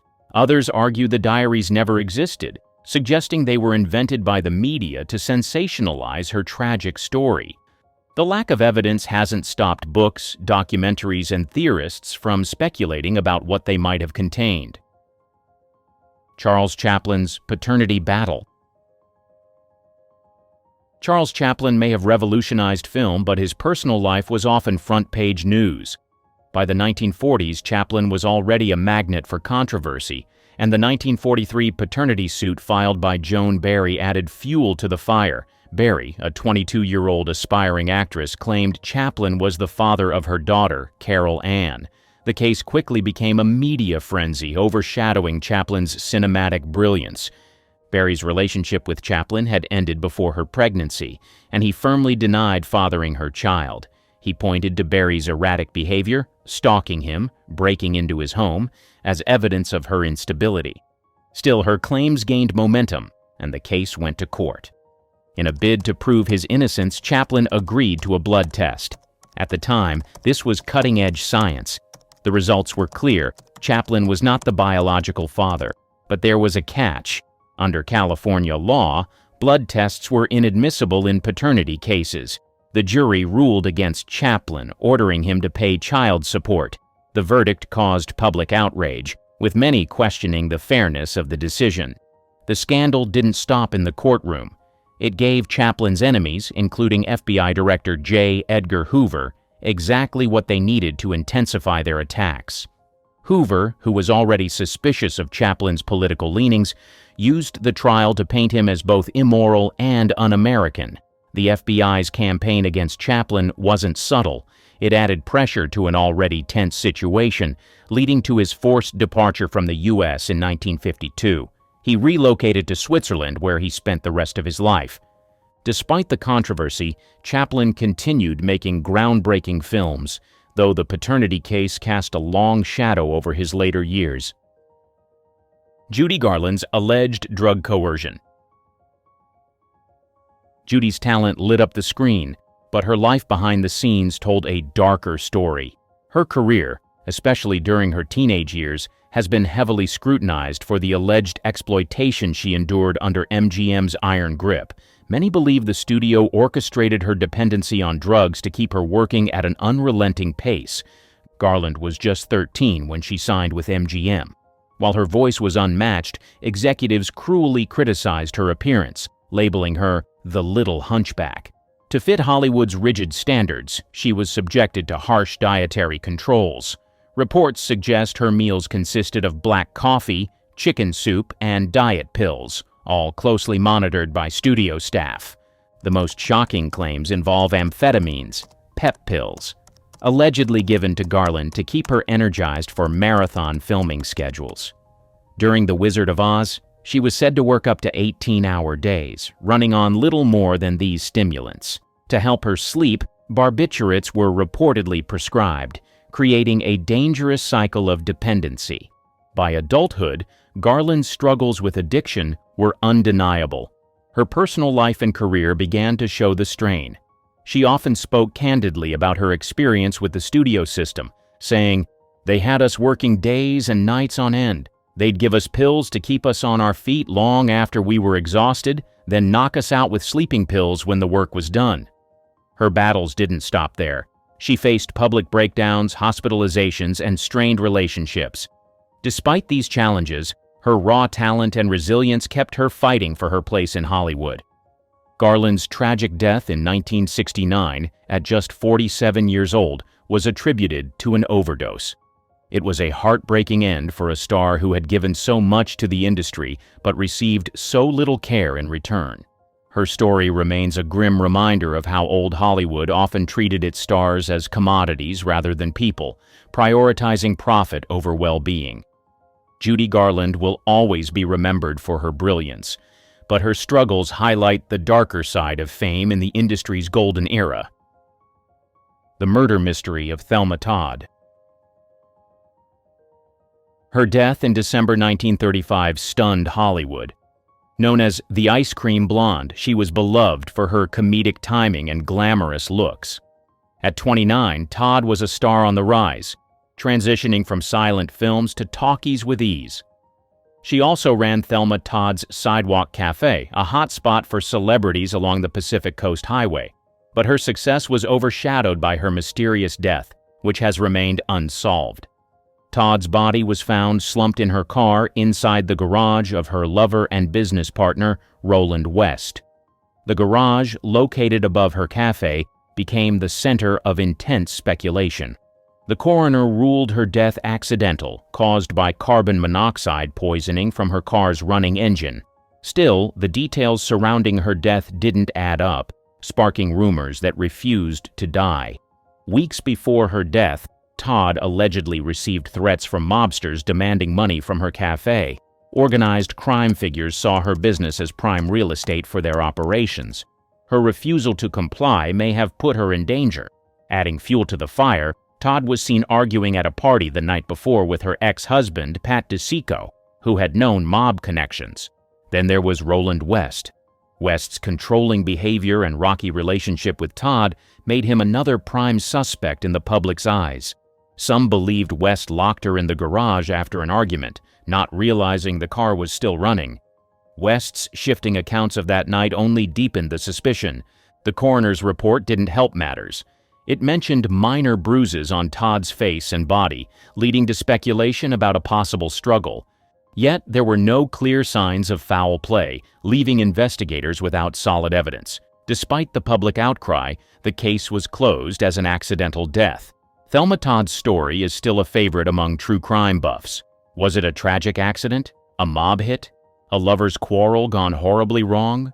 The truth remains elusive, ensuring her death remains one of Hollywood's most talked about mysteries. Rock Hudson's hidden truth. He had it all: looks, charm, and a career most actors could only dream of. He became Hollywood's go-to leading man in the 1950s, starring in romantic hits that solidified his image as the ultimate symbol of masculinity. Fans loved him, studios relied on him, and his name alone could sell out theaters. But behind the perfectly polished exterior was a secret that Hollywood worked overtime to keep hidden. Rumors about Hudson's sexuality began circulating early in his career. Back then, even a hint of being gay could end a star's career. Hudson's agent, Henry Wilson, was infamous for covering up scandals and managing his clients' images with ruthless efficiency. When whispers about Hudson started growing louder, Wilson orchestrated a hasty solution: a marriage. In 1955, Hudson married Phyllis Gates, Wilson's secretary. The timing wasn't subtle. It came right after a tabloid threatened to publish a story about Hudson's personal life. Gates later claimed she didn't know Hudson was gay when they married, but skeptics have doubted her version of events. The marriage lasted 3 years, but by then it had served its purpose: silencing the rumors. Behind closed doors, Hudson lived a carefully compartmentalized life. Close friends and co-stars knew the truth, but loyalty and fear of the industry's backlash kept them quiet. Studio executives wielded immense power and had no problem squashing tabloid stories that could tarnish their golden boy. Everything changed in 1985 when Hudson announced he had immune deficiency syndrome. He was the first major celebrity to publicly disclose the diagnosis, a move that shocked fans and confirmed the rumors. The revelation came at a time when advanced HIV disease was deeply stigmatized, and Hudson's bravery helped bring global attention to the crisis. His death later that year was mourned worldwide and exposed the hypocrisy of an industry that demanded perfection at any cost. Lana Turner and the Johnny Stompanato murder. Lana Turner's relationship with Johnny Stompanato had everything tabloids could dream of: a Hollywood icon, a mobster boyfriend, and an explosive ending. Stompanato, a known associate of crime boss Mickey Cohen, wasn't just bad news. He was dangerous. Despite his charm, his violent streak quickly turned their romance into a toxic mess of arguments and reconciliations. By 1958, the relationship had reached its breaking point. On April 4th, an argument in Turner's Beverly Hills home escalated to violence. Turner later testified that Stompanato threatened her, causing her 14-year-old daughter, Cheryl Crane, to step in.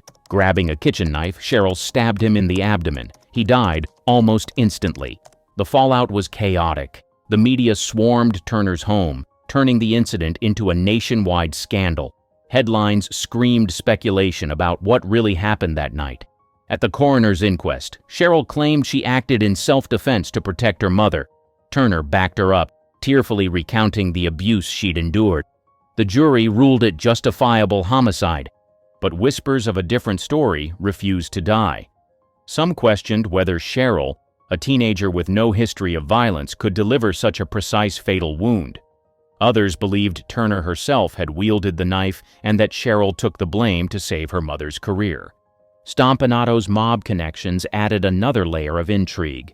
There were rumors that his death wasn't an accident at all. Some suggested Mickey Cohen had orchestrated the killing either to eliminate liability or settle a personal grudge. Cohen, of course, denied any involvement. Despite the jury's decision, the scandal haunted Turner. While she continued acting, her glamorous image was forever tied to the tragedy. Cheryl, too, struggled with the weight of public scrutiny. The case remains one of old Hollywood's most infamous stories, blending celebrity drama with true crime.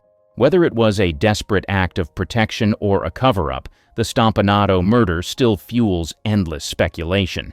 Decades later, it's clear this was no ordinary Hollywood breakup. It was a headline-grabbing scandal that left scars on everyone involved.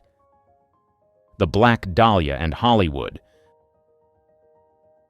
The murder of Elizabeth Short, better known as the Black Dahlia, remains one of Hollywood's darkest mysteries. In January 1947, her mutilated body was found in a vacant Los Angeles lot. The crime was horrifying and left posed in a gruesome manner. The case immediately grabbed headlines, with every sordid detail plastered across newspapers. Short, just 22 years old, had come to LA chasing dreams of becoming an actress. Like many others, she struggled to find work, often relying on friends or admirers for support. When her murder hit the news, her personal life became fodder for speculation. Reporters and the public alike were eager to link her to Hollywood's elite. Rumors swirled that she had attended exclusive parties thrown by powerful industry figures. Some even suggested she had rejected the wrong man's advances, which led to her untimely death. One theory that refuses to die is the involvement of Dr. George Hodel, a prominent and wealthy physician. Hodel was known for hosting extravagant gatherings attended by artists, intellectuals, and Hollywood insiders. Decades later, his own son, Steve Hodel, a former LAPD detective, accused him of being the killer. Steve presented evidence, including old photos of a woman resembling Short and his father's medical expertise, which matched the surgical precision of the crime. The accusations against George Hodel didn't come out of nowhere. During the 1940s, he was investigated for other crimes, including the suspicious death of his secretary. Although Hodel was never charged in the Black Dahlia case, his connection to it has fueled endless speculation. Elizabeth Short's murder remains unsolved, but her name is forever tied to the shadowy side of Hollywood. Whether she was targeted for her ambitions, a chance encounter, or something more sinister, the crime highlighted the dangers lurking in the industry. The Chicago Girl. She didn't come from money or connections. Kim Novak was born Marilyn Pauline Novak in Chicago, the daughter of a factory worker and a former teacher. She didn't grow up dreaming of red carpets. She wanted to be an artist. But life had other plans. After high school, she landed a modeling gig with a refrigerator company. Yes, really. And that small job landed her in a promotional tour to Los Angeles. While visiting a film studio, a Columbia talent scout spotted her. He thought she had the look. The studio brought her in for a screen test. She barely had acting experience, but the camera loved her. Columbia Pictures was hunting for their answer to Marilyn Monroe, and Novak, with her cool stare and curvy figure, fit the bill. But first, she had to be remade. Studio boss Harry Cohn renamed her Kim, dyed her hair platinum, and tried to mold her into his ideal star. Novak didn't love it. She fought to keep her natural eyebrows, refused plastic surgery, and kept a quiet, guarded persona off camera. That quietness only made her more mysterious and more marketable. Her early roles were small but memorable.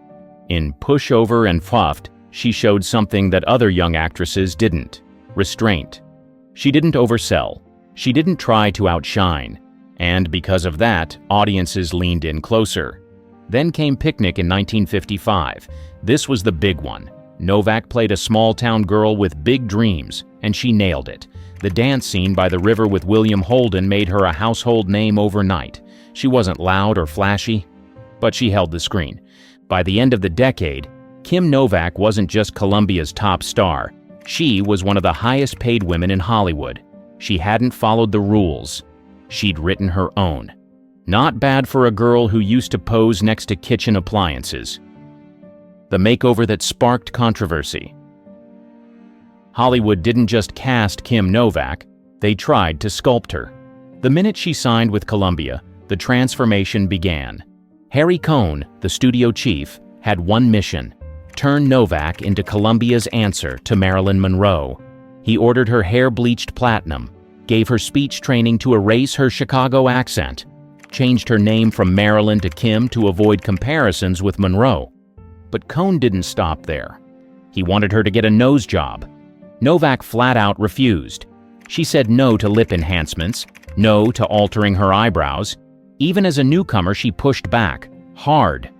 That didn't sit well with Cohn, who was known for controlling his stars. But Novak didn't care. She said, "They wanted me to be sexy. I wanted to be real." She wasn't interested in being someone's fantasy, and yet Columbia packaged her like one. They dressed her in tight sweaters and fitted dresses. Photo shoots focused on her curves. Film roles leaned into seduction. But Novak's body language told a different story. More guarded, more thoughtful. That tension made her stand out. Unlike Monroe, who played into her sex appeal with a wink, Novak didn't flirt with the camera. She challenged it. Her screen presence was cool, detached, even a little sad, and people couldn't get enough of it. The public bought the fantasy. Critics were split. Some called her wooden. Others said she was hypnotic. Either way, she kept landing leading roles.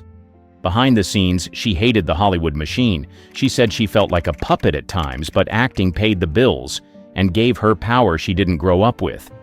Her defiance wasn't loud. It was quiet, steady, and visible in every performance. And it made her dangerous to a studio system built on obedience. Kim Novak didn't just survive the makeover, she flipped it on its head. Heat behind the camera in Picnic. By 1955, Kim Novak was still new, still unproven, but Columbia rolled the dice and cast her as Madge Owens in Picnic. It was a bold move. The role was emotional, romantic, and carried a quiet tension that could easily fall flat in the wrong hands. Novak made it unforgettable. On set, things were intense.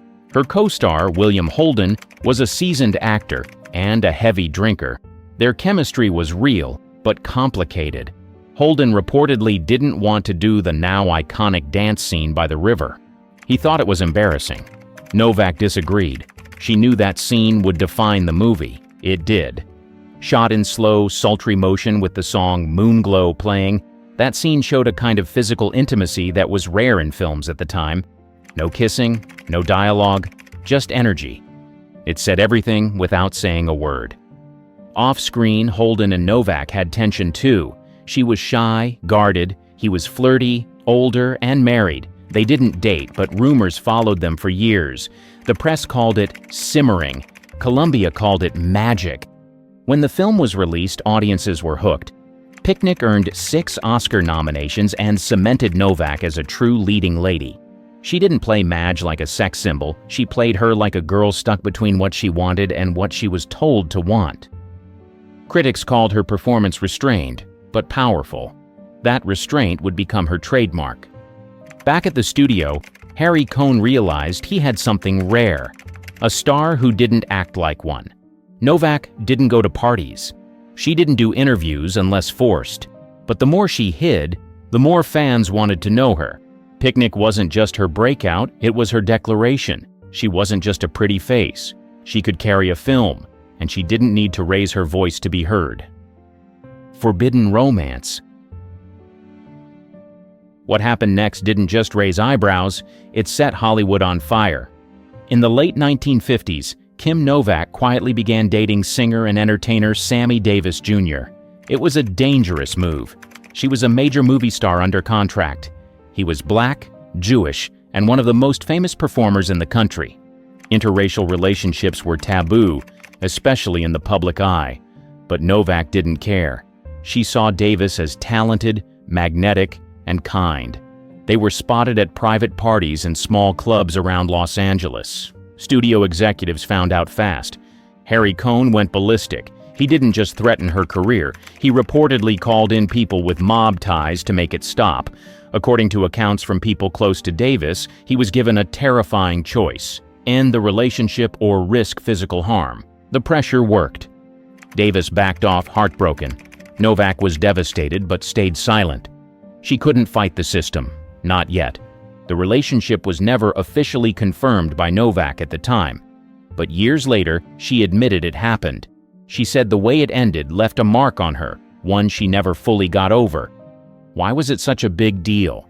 Because Kim Novak was at the height of her fame, and Columbia saw her as an asset they could sell to mainstream white audiences. They didn't want scandal. They wanted control. Davis, for his part, kept his head down but never forgot. Friends said he spoke of her with warmth and pain. This was more than a Hollywood affair. It exposed the raw racism, control, and hypocrisy behind the scenes. Novak had money and fame, but not freedom. The performance Hitchcock hated to love. Alfred Hitchcock didn't want Kim Novak for Vertigo. He had another actress in mind, Vera Miles, but she dropped out. Columbia loaned Novak to Universal for the role of Madeline, and Hitchcock wasn't thrilled. He thought she lacked polish. She thought he was cold and controlling. It wasn't a friendly set. Still, Novak showed up ready. She asked questions, pushed back on choices. She hated the gray suit Hitchcock insisted she wear, said it washed her out. He told her it wasn't about her preferences, it was about his vision. The result? One of the most haunting dual performances in film history. Novak played Madeline and Judy, two women wrapped in mystery and longing. And she did it with minimal dialogue, barely raising her voice. Her sadness wasn't loud, it lingered in her eyes, in the pauses between her words. Critics at the time didn't know what to make of it. Some called her flat, others said she couldn't act, but audiences were drawn in. And years later, the same critics who dismissed her started calling Vertigo a masterpiece. Hitchcock never praised her publicly, but behind the scenes he admitted she surprised him. She had an instinct he didn't expect, something he couldn't control. The studio didn't love the box office numbers. Vertigo wasn't a hit when it premiered. It was too strange, too slow, too psychological. But over time, it became Hitchcock's most analyzed film and Novak's most iconic role. She didn't smile much in the movie. She didn't flirt. She just was wounded, mysterious, unforgettable. And when film historians started ranking the greatest performances in cinema history, Novak's name kept showing up. Not because she played the Hollywood game, but because she quietly destroyed expectations. Hitchcock may have hated that she didn't follow his rules, but the audience, they couldn't look away. Glamour and guts at Cannes. The Cannes Film Festival was where stars went to shine, but when Kim Novak showed up in the early 60s, she didn't just sparkle, she detonated. She walked the red carpet in a sheer, body-hugging gown that left very little to the imagination. The neckline plunged. The fabric clung. Photographers went wild. Flashbulbs didn't stop for 10 solid minutes. It wasn't a wardrobe malfunction. It was intentional. Novak knew what she was doing. This was her message to Hollywood. You don't own me. The studio begged her not to wear it. They wanted modest. She wanted headlines, and she got them. The French press called her La déesse glacée, the ice goddess. American outlets were more dramatic. One headline read, Kim Novak's dress causes an international incident. The Vatican reportedly criticized the look. Some critics claimed she was degrading herself. Fans said otherwise. They saw power, not desperation. Novak never apologized. When asked about it later, she said, I wore it because I liked how I felt in it, that's it. What most people didn't know? She was battling anxiety behind the scenes. She felt pressure from every angle, studios, fans, men in power, but she put on the dress anyway. That moment became one of the most talked about red carpet appearances of the decade. It was also a turning point. Novak was done being Columbia's obedient poster girl. She began picking roles for herself, or turning them down altogether. The Cannes appearance wasn't just a fashion moment. It was her rebellion. It showed that even in an industry built to control women, Kim Novak could still call the shots, at least for one unforgettable night. She didn't smile for the cameras. She didn't wave like the others. She just stood there, completely still, while the world gasped, and she never looked back. Hollywood's most expensive mistake. After Vertigo, studios thought pairing Kim Novak and Jimmy Stewart again was a guaranteed hit. So, in 1958, they cast them as lovers in Bell, Book and Candle, a romantic comedy with Novak playing a sultry witch who falls for a mortal man. On paper, it had everything: 2 box office stars, a quirky premise, and eye-popping Technicolor. Off-screen, it was anything but magical. The film was rushed into production to ride the buzz from Vertigo, but the tone was uneven: part comedy, part fantasy, part moody romance. Novak looked stunning in every scene, dressed in sleek black gowns and dramatic lighting, but the script didn't give her much to work with. Critics were polite but unimpressed. Some liked the style. Others said Novak seemed stiff and disconnected. The truth? She was exhausted. Studio pressure was mounting. She had barely wrapped Vertigo when filming started, and she had no say in the project. Even Jimmy Stewart later admitted he felt too old for the role. He was 25 years older than Novak and called it a stretch. Audiences noticed. The biggest problem? Bell, Book and Candle was supposed to rebrand Novak as more than a dramatic actress. It didn't. Instead, it trapped her in the same roles: icy blondes with mystery and no agency. Despite the studio's efforts to push the film, it underperformed at the box office. Not a flop, but not the hit they banked on. Behind the scenes, Novak grew increasingly frustrated. She said later that she felt like a prop in some of her movies, and Bell, Book and Candle was one of them. It was a wake-up call, not just for Novak, but for Hollywood. She wasn't a plug-and-play sex symbol. She needed depth, complexity, and room to breathe. The studio didn't get the message. But Kim did. The Playboy cover. In the early 60s, a rumor started swirling. Playboy reportedly held unpublished private photos of Kim Novak, though they were never released to the public. The photos weren't taken during her acting career. They were from her early modeling days, long before she became a household name. Back then, she posed under a different name for small-time photographers. Nothing explicit, but racy enough that they'd cause a scandal if published. Hugh Hefner allegedly wanted them. Badly. He knew Novak had a mysterious, untouchable image. Releasing those photos could sell 1 million issues. But there was a problem. Novak's Columbia contract included strict moral clauses. If the photos went public, it could wreck her career, or trigger a lawsuit. When Novak found out, she was livid. Her lawyers stepped in immediately. Threats of legal action followed. Hefner backed off, publicly. Still, whispers didn't stop. For years, fans speculated whether the photos existed at all. Playboy insiders later confirmed they did, but they never saw the light of day. What made the situation worse was how Novak was treated. Male stars had flings, scandals, even arrest records, and their careers bounced back. For Novak, one photo could mean disaster.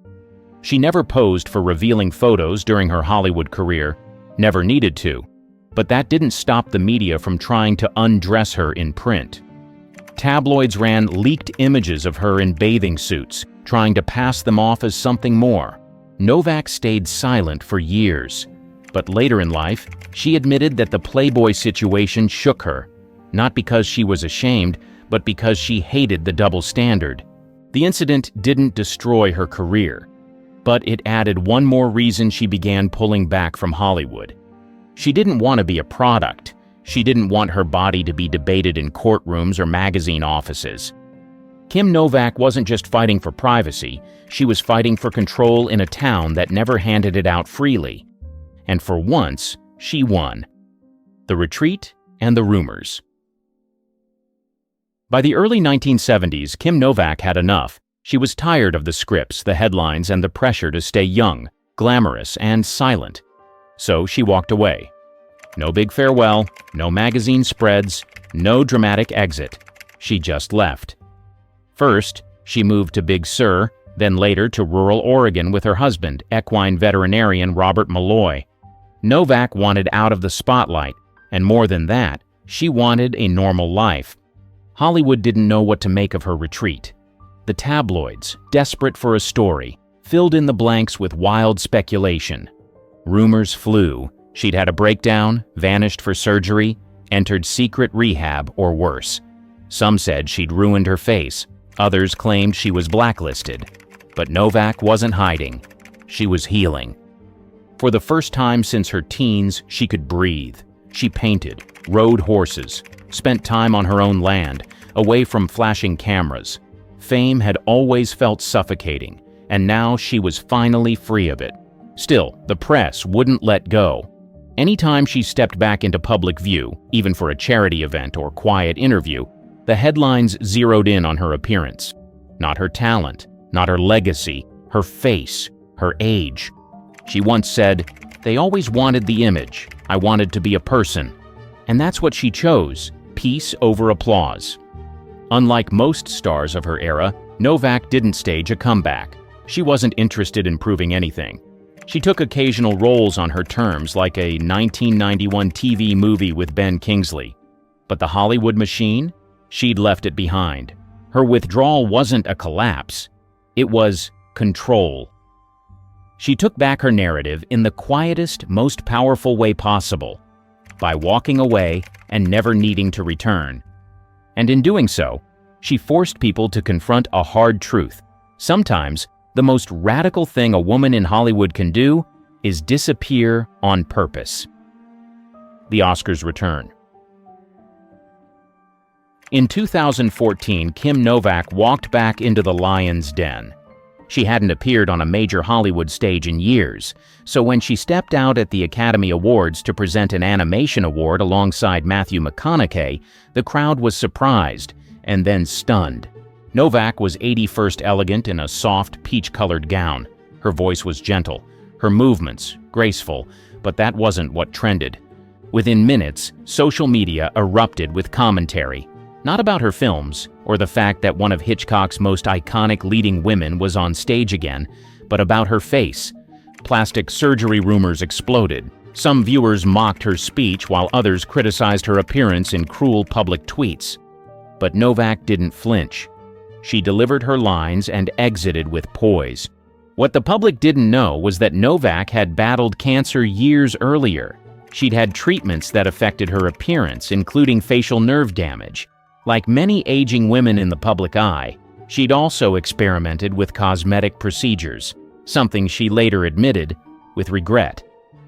Days after the Oscars, she posted a personal note on Facebook.